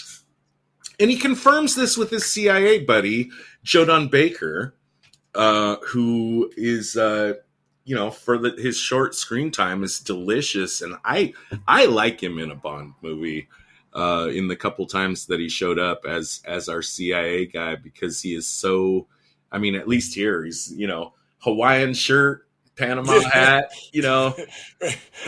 big and bold, calling James Bond Jimbo. Yeah. Definitely what the British think Americans are like, or especially some high ladder, connected military American would be like just waltzing around like, yeah, Jimbo, like. Yeah. He kind of reminds me of the CIA guys that we saw in that scene in Munich. Oh, yeah. Just seemed like a bunch of, who's that guy that he's in Anchorman and The Office? Comedic actor, big guy, bald, usually really crass. Oh, Kevin from The Office? I forgot his name. Not Kevin. Let me see. I'm gonna look this guy up. I'll be able to edit this. I want to nail this guy. David Koechner. Oh, that guy from Anchorman. Right. Oh, okay. Yeah. I know who you're talking about. Yeah. He seems like in a if you were gonna translate, like if you wanted to bring the Joe Don Baker energy into especially a comedic version, like a more parodic version of a James Bond film, like you would use him as being the CIA guy, right? Right. Yeah. Just big and brass and just Texan as all fuck. Yeah. And walking around with his pants unzipped and doesn't give a fuck. Yeah. Right. I did like I liked, okay, so there's so little tiny nuggets of tradecraft to extract from this huge iron mine of a James Bond movie franchise machine.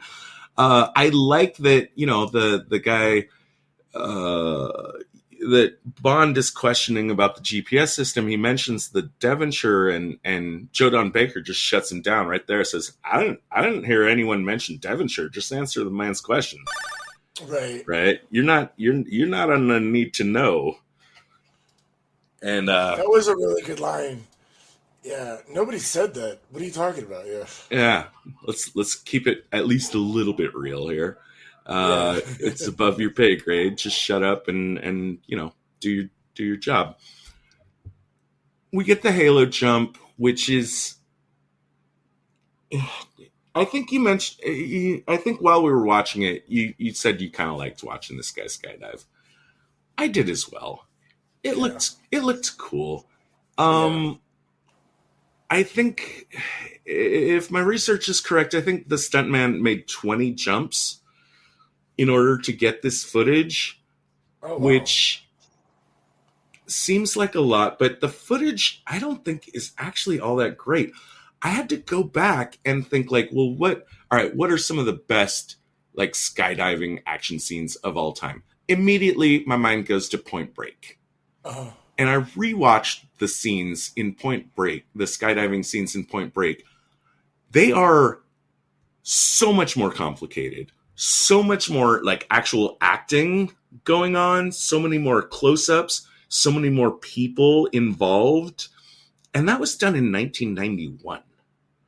So I gotta say, I don't know. I think the stuntman in this, like, if he had to make this jump 20 times, either the camera people that were trying to capture the quote unquote action were just not that competent, or the director or the guy just wanted to like say like, hey, I can, if I get paid per jump, so I'm going to do it as many times as possible. It's just not particularly impressive. And as a high, Halo jump that's high altitude, low opening, none of the shots of the guy falling through the sky gave me the, what I think like Brad Bird could have done better, of giving me like a real sense of like the scale of the height of how high up he is. I think that, this guy could have jumped from, fucking 600 feet and we could have gotten the same footage in like one take. That's me. Yeah. If you... I agree with you. It just looked cool, going through the clouds and like the whole explanation beforehand of like, oh, you have a high chance of dying. Don't do these things, that was our setup. It kind of was fun to watch, but yeah, you're right. It didn't seem like it gave us the scale. I did want to point something out though, Mm-hmm. with this, because it was really hard for me to find my best and worst tradecrafts in this film. So I'm going to give my number 3 best tradecraft. There's one quick line, and it goes really quick. They realized that the sunken ship is not in China waters or international waters. It's actually in Vietnamese waters, and they're like, "Holy shit! Does he have anything that says America on his gear? Oh, his fins and his tank and his suit, and oh my god, if he gets caught, blah blah blah blah blah, Vietnam's gonna go ape shit." Which would in line, you're talking Russia and China because Vietnam is still a communist country, right? At this point, and so this is gonna make my best tradecraft number 3, but take it with a grain of salt. Here is a British agent jumping. Remember, there's the shot before that where he's like, "I need a small favor. Like, I need you to fly me out into a giant plane and let me jump out in scuba gear." He's wearing all American gear. So if he's found, it's going to look like Americans did this and not Britons. I think writing-wise or, movie making-wise, this was just kind of a like, ha ha ha. But, this is as good as it gets as far as I'm concerned for tradecraft. I thought it was a great idea. This would not implicate Britain if he was found. Well, yeah, but that makes me think like you shouldn't have any markings for I this agree. kind of jump. Absolutely, Yeah. absolutely, yeah. Like I said, I'm grabbing for straws here. Oh yeah. The nuggets, those little fucking nuggets. We gotta find them. Let's see. What were my pluses again? Oh yeah, SSL2 being my number 1, Stealth Boat being my number 3. Luring Bond. Okay, it's solid, but it's only solid in the context of a movie that has nothing to do with spying at all. Right, exactly. And that's why this is why this is broccoli, Right. for us. But it's still like it's we have to do it. I mean, I feel like we do have to do it. We have to sow some Bond in here. We have to talk about what makes a not a good spy movie in order to really understand what makes a good spy movie. This is not a good spy movie, just in case. And we can't be a spy movie podcast and not talk about Bond, right? It just doesn't feel fair, I'm gonna be pretty happy when we'll give it another 6 months. We'll get to Craig though. Craig movies, I'm super on board with. I think you're slightly on board. What's your status? Oh, I like the Craig movies, absolutely. Especially if we're doing Casino Royale. Oh, we have to. Yeah. I think that's not just a fine spy movie. I think that's maybe in my top 20 like movies of all time. It's ridiculously good. Michelle Yeoh is going to show up here again for a third time for no raisins. Minus logic points. Again, well, she's what just do like... you mean no raisins? She's a very adept Chinese spy. Every time, like when he goes to the building to sneak into the secret hideout, she's trying to sneak in too. A good agent would be getting information. We just don't see that in the movie, right? I think it's kind of cute how they keep meeting up like this. It's the at the same time that Right. I'm calling no raisins. Mm. I would like a movie. I would much prefer a movie where she's also running an operation on her own. But this is the third time that she's just shown up at the exact same place and same time conveniently. And again, just to be there, like not in any kind of plot-driven manner, but just she's because there for the same reasons he is. She's trying to get information, right? but the timing. No, I agree with you're absolutely right about the timing. It just so happens they both get there at the exact same time. But she's there for the same reasons he is. Like they're following the same breadcrumbs, which I guess if you're following the same breadcrumbs, timing wise, you might get there within the same window. But you're not going to go find a sunken ship within the same hour, right? Is I think what you're saying. It like is. That is exactly what I'm saying. She might have showed up like 12 hours later or 12 hours before, but they, because that's a big op. 8 hours. 8 hours before would be a stretch. Yeah, exactly. Yeah. For Bond, he had to ask help from the CIA and like jump out of a giant plane to look hidden, so no one knew that he was there, or whatever. Yes. I see where you're going with this. I'm on board. So I'm going to take this opportunity now that we've talked about the 3 times that she coincidentally shows up at the same place in the same time, and none of it seems to drive the plot forward. That I mentioned already, Jonathan Pryce has, even though she snuck into his gala and told him to his face that she did, right. He never investigates her. Right. Bond has but seen he investigates Bond because he's a jealous husband, right? That's funny. Yeah. I'm not even going to look into this Chinese lady that works for a Chinese newspaper who snuck into my... That's a really good point. Bond has seen this woman show up twice. Like, one time is fine. You're just, like, whoever you are at a party. Like, the second time he sees her is in the secret lab doing some spy gadget grappling hook kind of stuff. Again, like, no interaction, and also no interest from Bond in investigating who this person is. Like, he's not calling, he's not calling headquarters, he's not calling M, saying like, hey, I saw the same Chinese lady that I saw at the party in the secret lab. Can we do a check on her? Like who is this person? Oh yeah, he never hits up headquarters. Oh, that's a good point. The third time is now when they just again both happen to be investigating the shipwreck at the same time. Overall, like, I feel like Michelle Yeoh's involvement as a character, as this separate Chinese secret agent, like, none of the characters are interested in her. Like, who is she?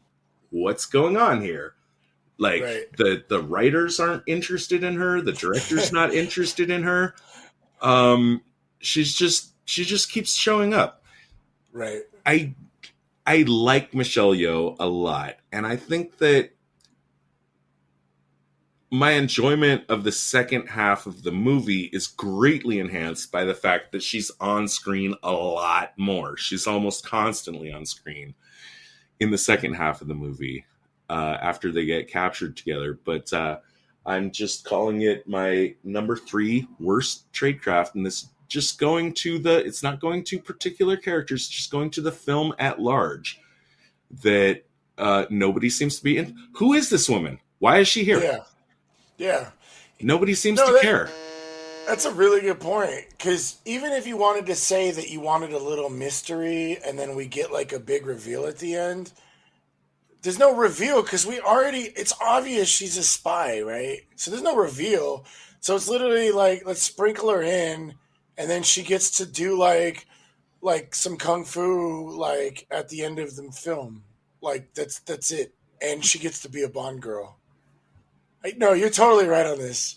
I completely agree with you. It's I didn't even think about that. That's really frustrating. So here they are, and now it's time for them to get captured.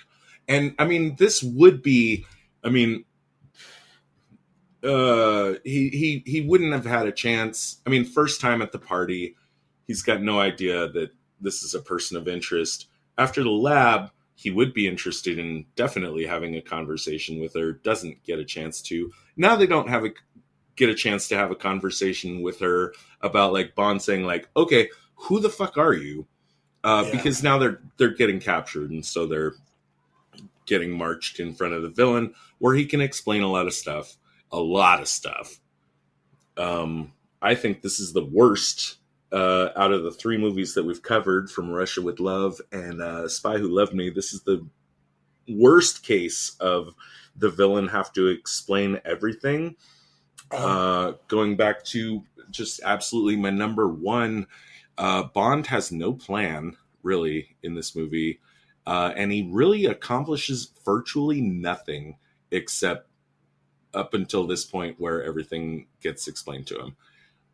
It's murder on my logical soul and my love for plot. Right. Let's quibble some more. They just got picked up after a scuba mission. What do you think you're wearing under those scuba suits, Dave? Nothing. Yeah. But they seem to be in great clothing. Well, they're going to be wearing bathing suits at the minimum, right? Or at the maximum. Probably. Yeah. Yeah. Well, Pierce at least looks like he's kind of been dredged off a beach.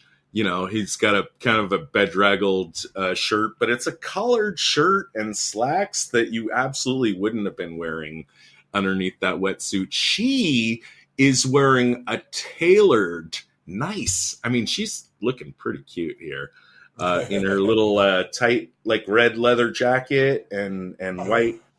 I don't know. It's not exactly a tube top, but probably a halter. And probably in heels. What did they dress them? Like they're even dressed this way in the helicopter after they pulled them out of the water. Did they bring clothes along for them? That's just, I mean, my OCD has no limits is the lesson of that story. Right. She also, I also want to complain about her hair. At this point when they're bringing him to Jonathan Pryce and he's going to do his big villain reveal, like she looks like she came out of a fucking salon. Her hair looks amazing. Yeah. It's okay to look a little bedraggled. Like, you've been through some shit. You just got out of the ocean. Yeah. Yeah. She's gonna do this again. They're gonna do this again after the motorcycle helicopter sequence, and then they're gonna have that quick shower on the street in Saigon, and like 5 minutes later, again, she looks like she just came out of the fucking salon, right? And has like perfect hair. I want to think that it's not Michelle Yeoh's actress ego. Maybelline. What's that? Maybe it's Maybelline.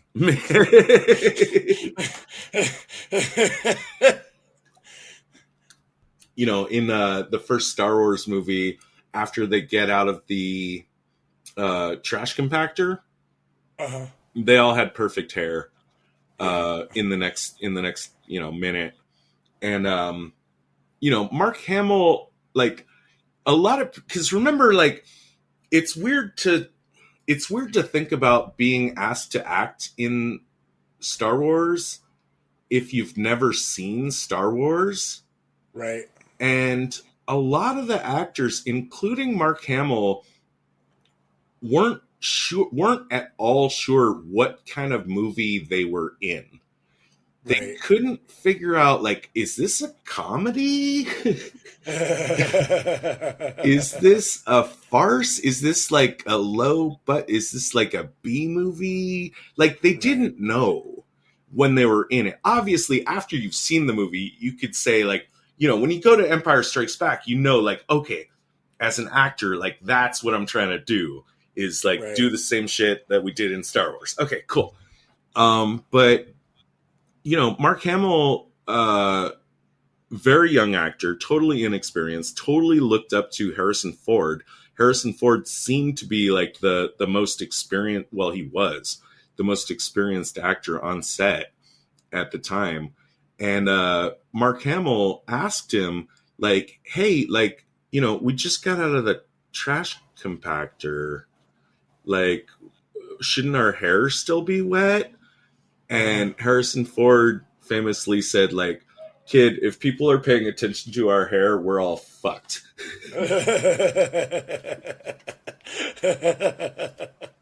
That's pretty. That's pretty funny. So yeah, that's my bit on Michelle Yeoh's hair.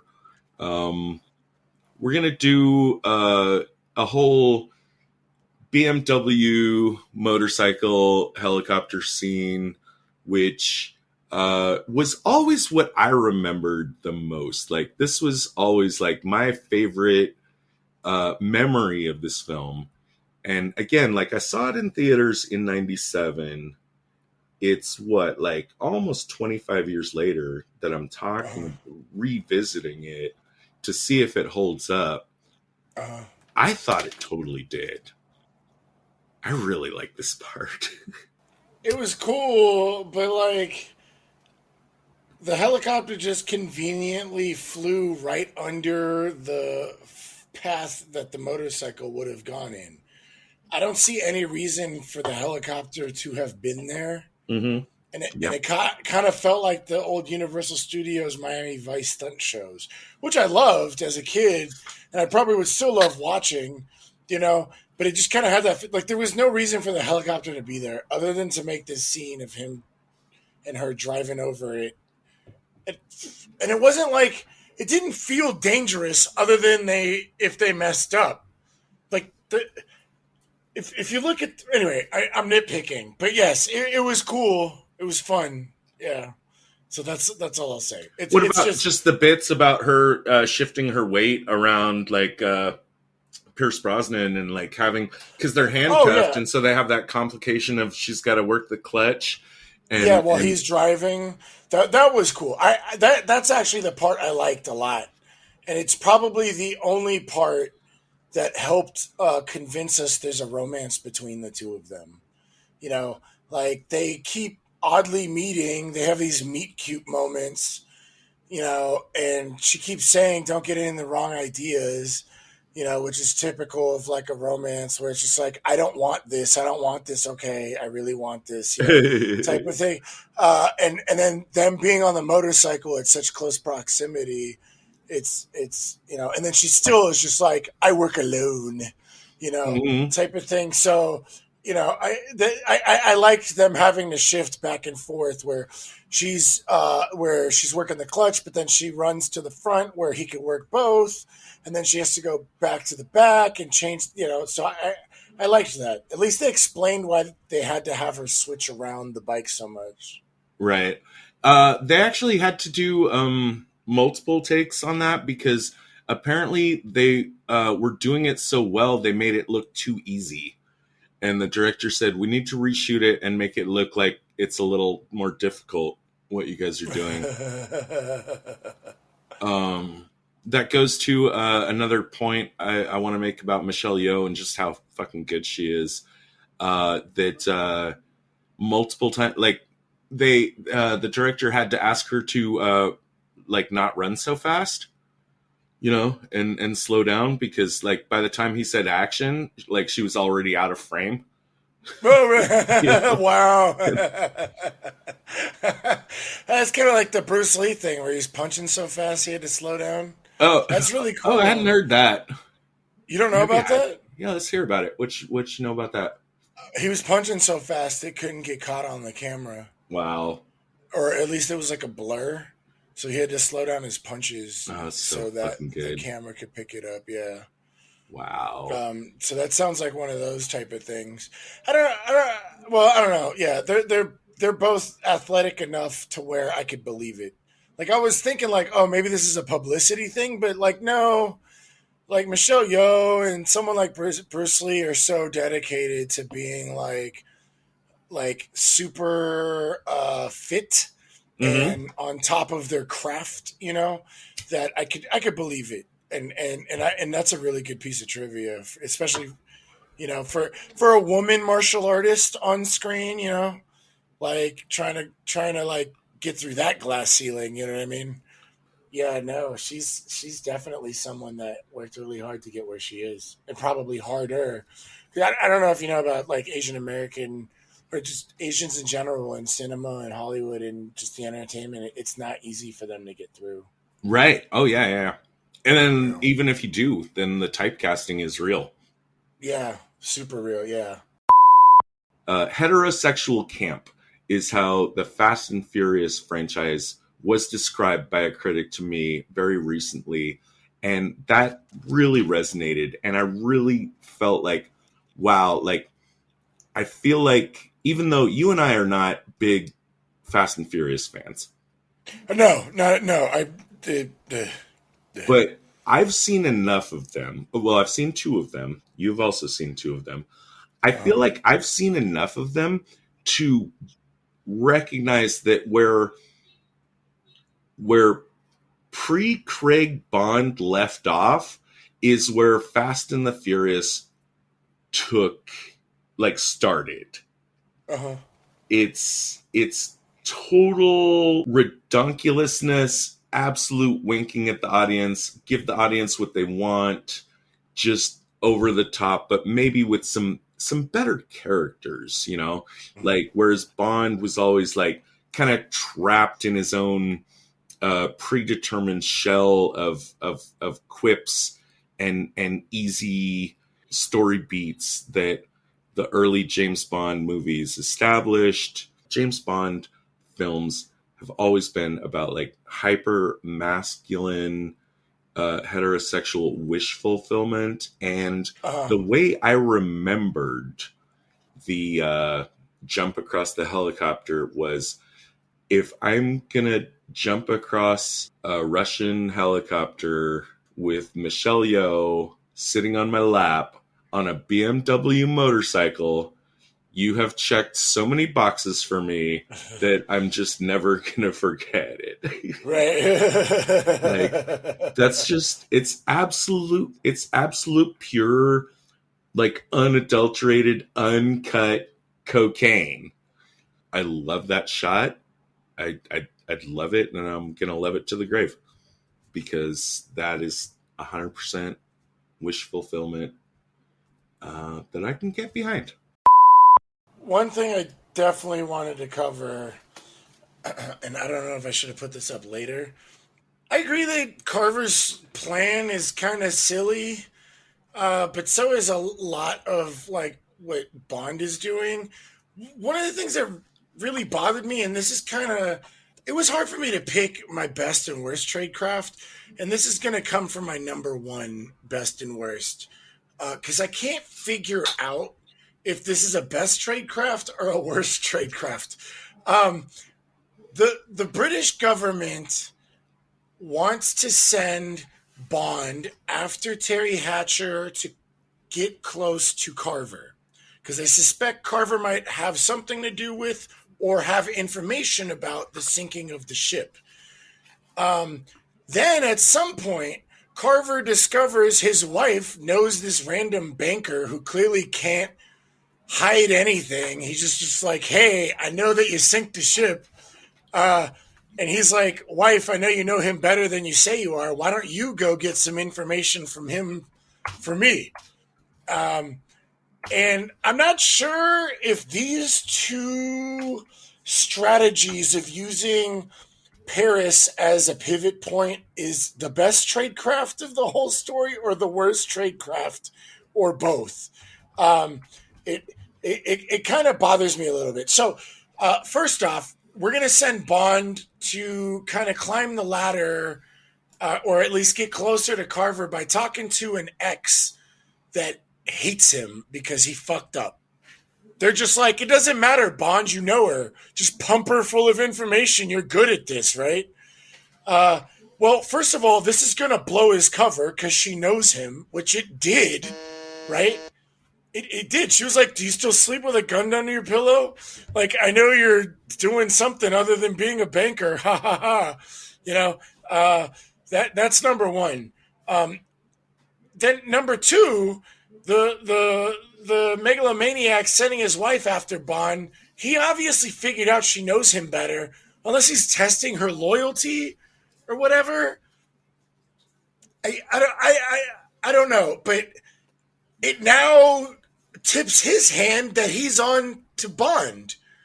And she flat out tells him he's on to Bond. So I understand this is the access point for both of them, right? Like, her and Bond obviously had a relationship, but I don't think this is a good idea for a spy.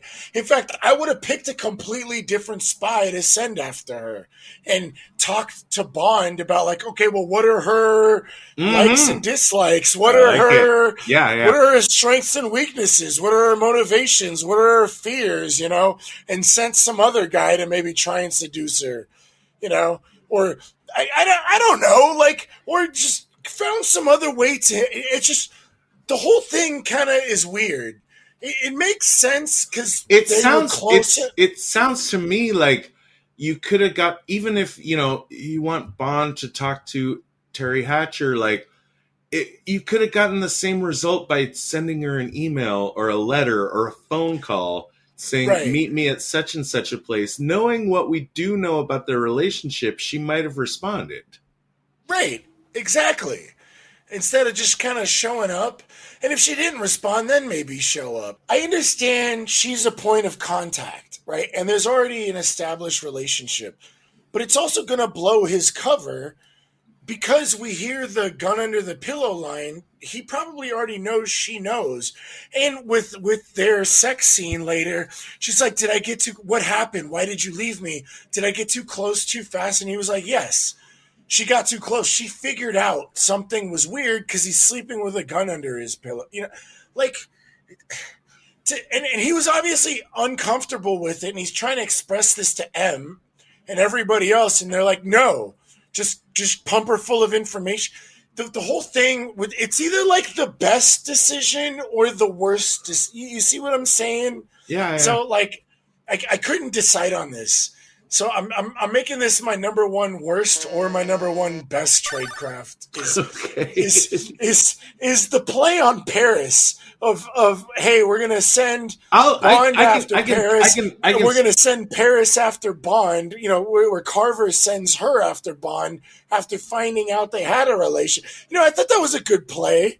You know, but then it's kind of like, well, not really, because it might rekindle their relationship. You obviously don't believe her. Like, you obviously know they had more of a relationship than she's letting on. You know, but, like, do you trust... Like, it doesn't add up. Sorry. Anyway, but you were about to say something. I don't know. If I needed to split that log for you, I would go, like, best... Like, it's plus spy points for the plan and minus spy points for the execution. Well, that's a good point. Yeah. Oh, yeah. You know what would have saved it? If he didn't say, like, oh, using your satellite for disinformation and controlling governments. At least he could have pretended to be a banker that's just just thirsty for his old girl that now is his wife. Like, he could have been like, oh, no, I'm just love struck and I miss the girl that I let get away.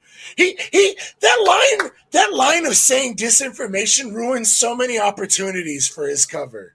You know what? You got a good point. If we're gonna split the log on that, yeah, you're right. Like, yeah, it was just executed very badly. But, yeah. Sorry, I had to go off on that. No, it's fantastic. I've got a brief essay, or at least, I want to briefly talk about stakes in action movies and what makes a good action movie versus a bad one for me. And I put a decent amount of thought into this because, again, it's a Bond movie. It's primarily an action movie. It's not a spy movie. Right. What I've been on record saying I don't like extended action scenes. I Lord of the Rings, like, shit, especially like in The Hobbit, like they go way too long. Just fighting over shit. Like I don't care in very short order, and then I just feel like I'm being assaulted. But then I was thinking about, like, action movies that I love, and thinking about like what is the key chemical difference between like an action movie that I love. I'll go with Die Hard as my case over here on the left. I'll put Die Hard. You love Die Hard, right? Oh, absolutely. All right. And I'll put I don't know, The Matrix Reloaded over here as a movie that I fucking hate. And by the way, I just rewatched The Matrix.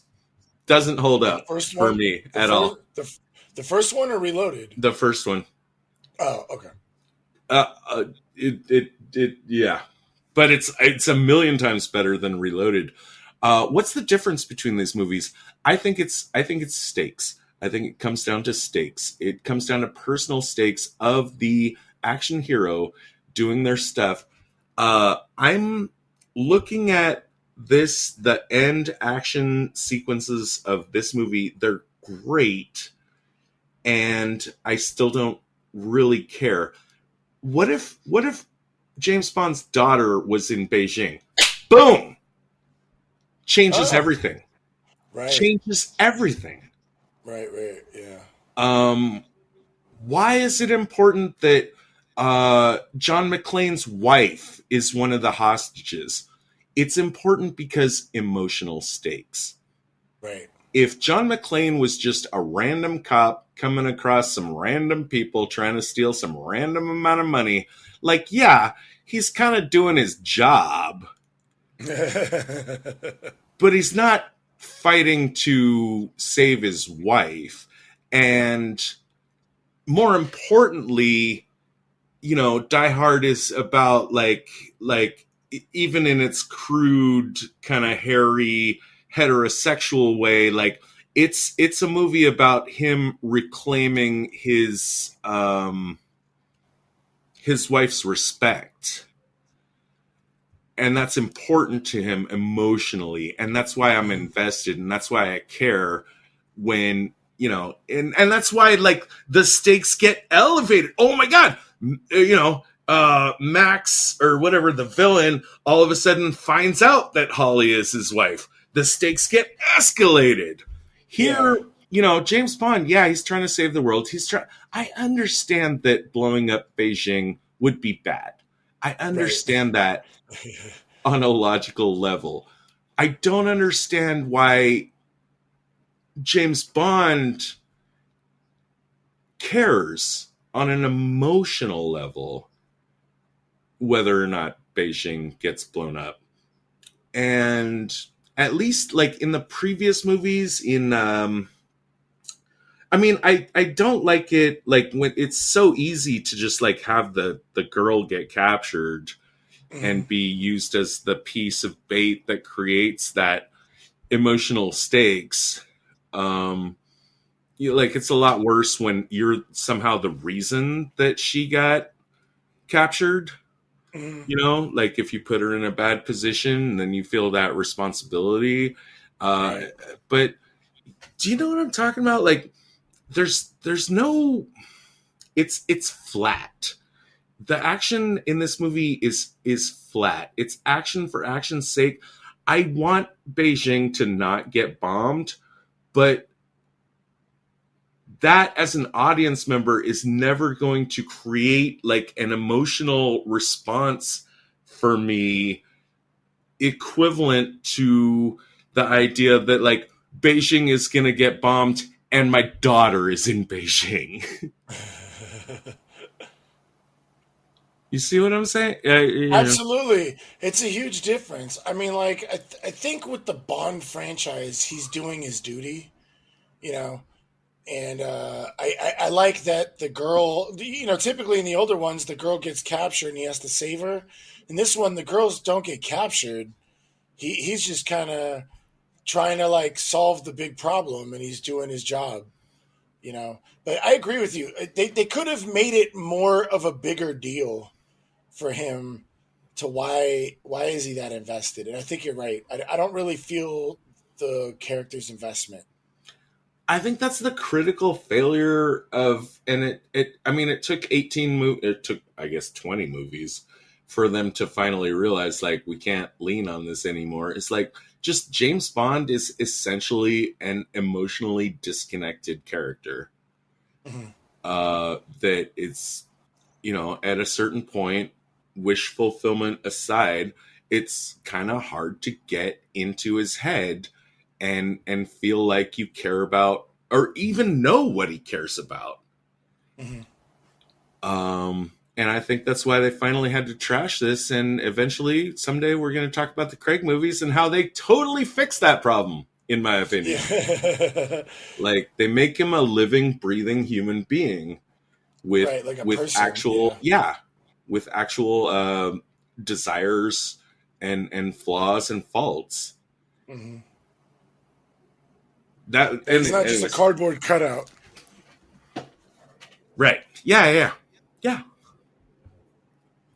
But yeah, I mean, they were gonna make these movies as long as people kept paying for the popcorn.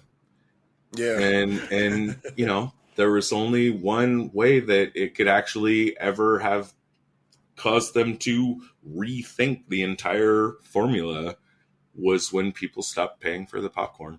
And Mm-hmm. one day we're gonna talk about that for sure. Let's debrief this, buddy. Mm-hmm. And I'm already late for a Dungeons and Dragons game. Sorry. No, that's fine. That's fine. Agents, please report for debriefing on this operation. The director will see you now. I would have never watched this unless we did it on the podcast. As far as my rating goes, I want to rate it a little bit around the last ones. Wait, I want to ask you first. So was this the first time you'd watched any Pierce Brosnan or No, I saw GoldenEye because GoldenEye came out. I can't remember if it was junior high or high school.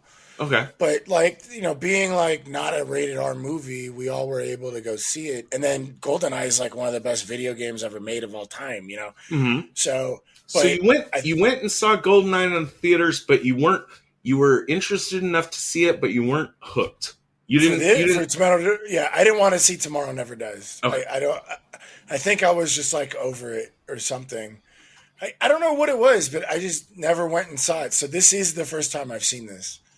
But I kind of feel like this should get a little bit better rating than the last Bond films we did, and I gave those 2s, so I kind of want to give this a 2.5. I think there was more for me to talk about and be excited about. Yeah, I was actually surprised that you liked this movie more than the previous ones. Honestly, maybe the lack of sleaziness against women was refreshing.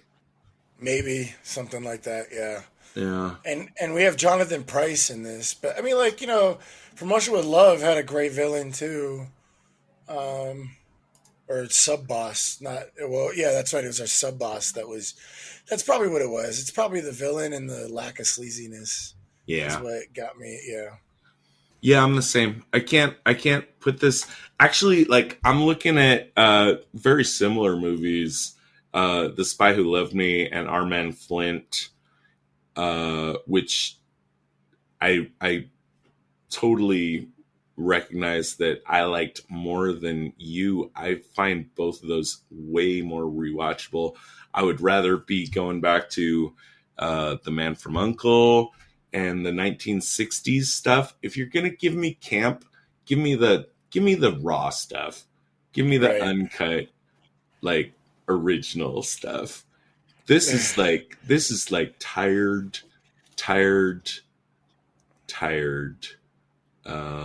running over the same material, and it needs to die. Is it better than Spies Like Us? Yes. Is it better? Is it better than Spy Kids? Yes. Yeah. I'm absolutely 100% with you on a 2.5. The best tradecraft I found in this film. Number 3, the stealth boat has an actual analog in reality. surprising for a Bond film. I'll give it some plus 5 points for that. Jonathan Pryce's plan to lure Bond into a trap is one of the only actual like psychological plays that we see in the movie. I call that my number 2. My number 1 is the use of SSL2, the reference at least to that kind of encryption, because that is exactly right. Again, just surprising. It's like, Timmy, hey, I see you in the background. You've been failing history like all this like last year, and you finally got one answer right. I just wanted to fucking give a gold star to Timmy over there.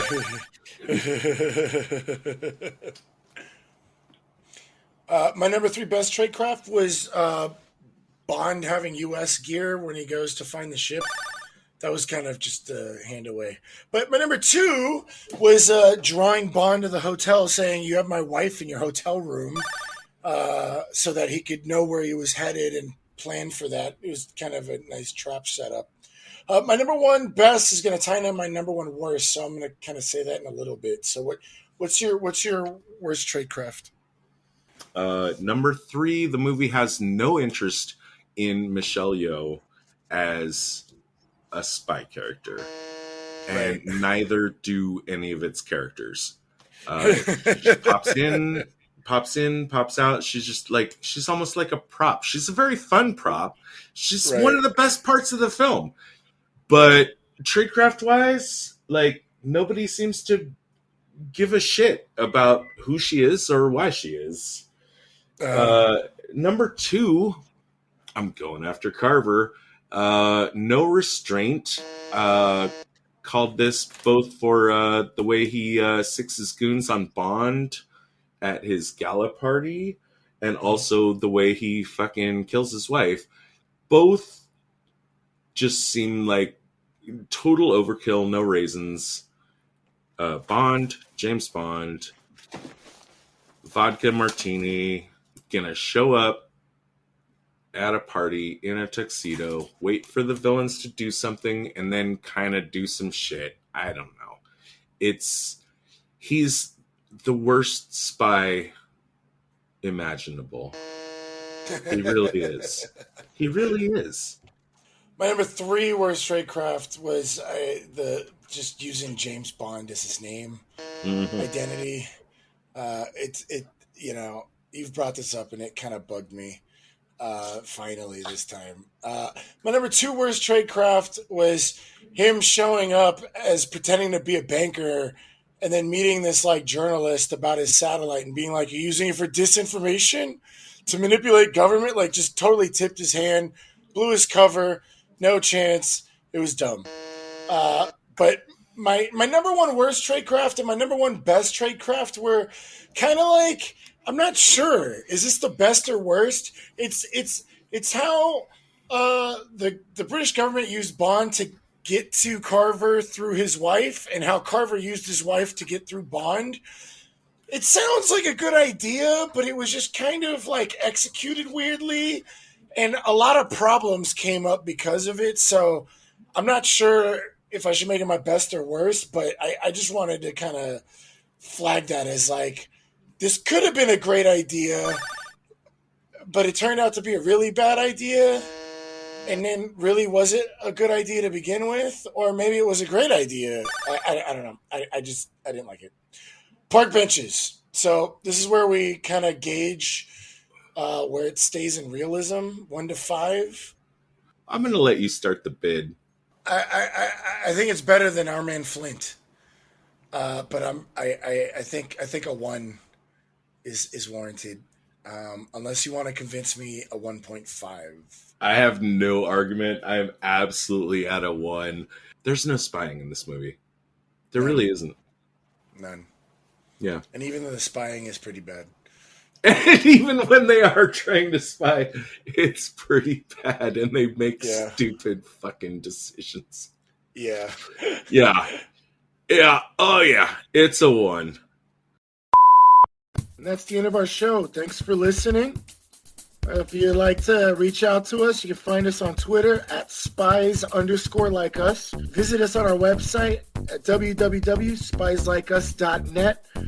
You can find out about upcoming episodes. Also, what will really help us out is if you give us a review on wherever you found our podcast, either on iTunes or your Android app or YouTube or wherever you listen to us. Even if you didn't like the show, just give us a review. It'll help us, give us feedback so we can make the show better. And it can also help other people who haven't found the show yet find out about us. Hey, Moira, initiate Protocol 9. Protocol 9 initiated. This podcast will self-destruct in 20 seconds. The preceding transmission sampled the songs Ice Cold by Audionautix, Enter the Party by Kevin MacLeod, and sound effects from freesound.org. Attributions and links are found at spieslikeus.net. Editing by Todd Hostetler.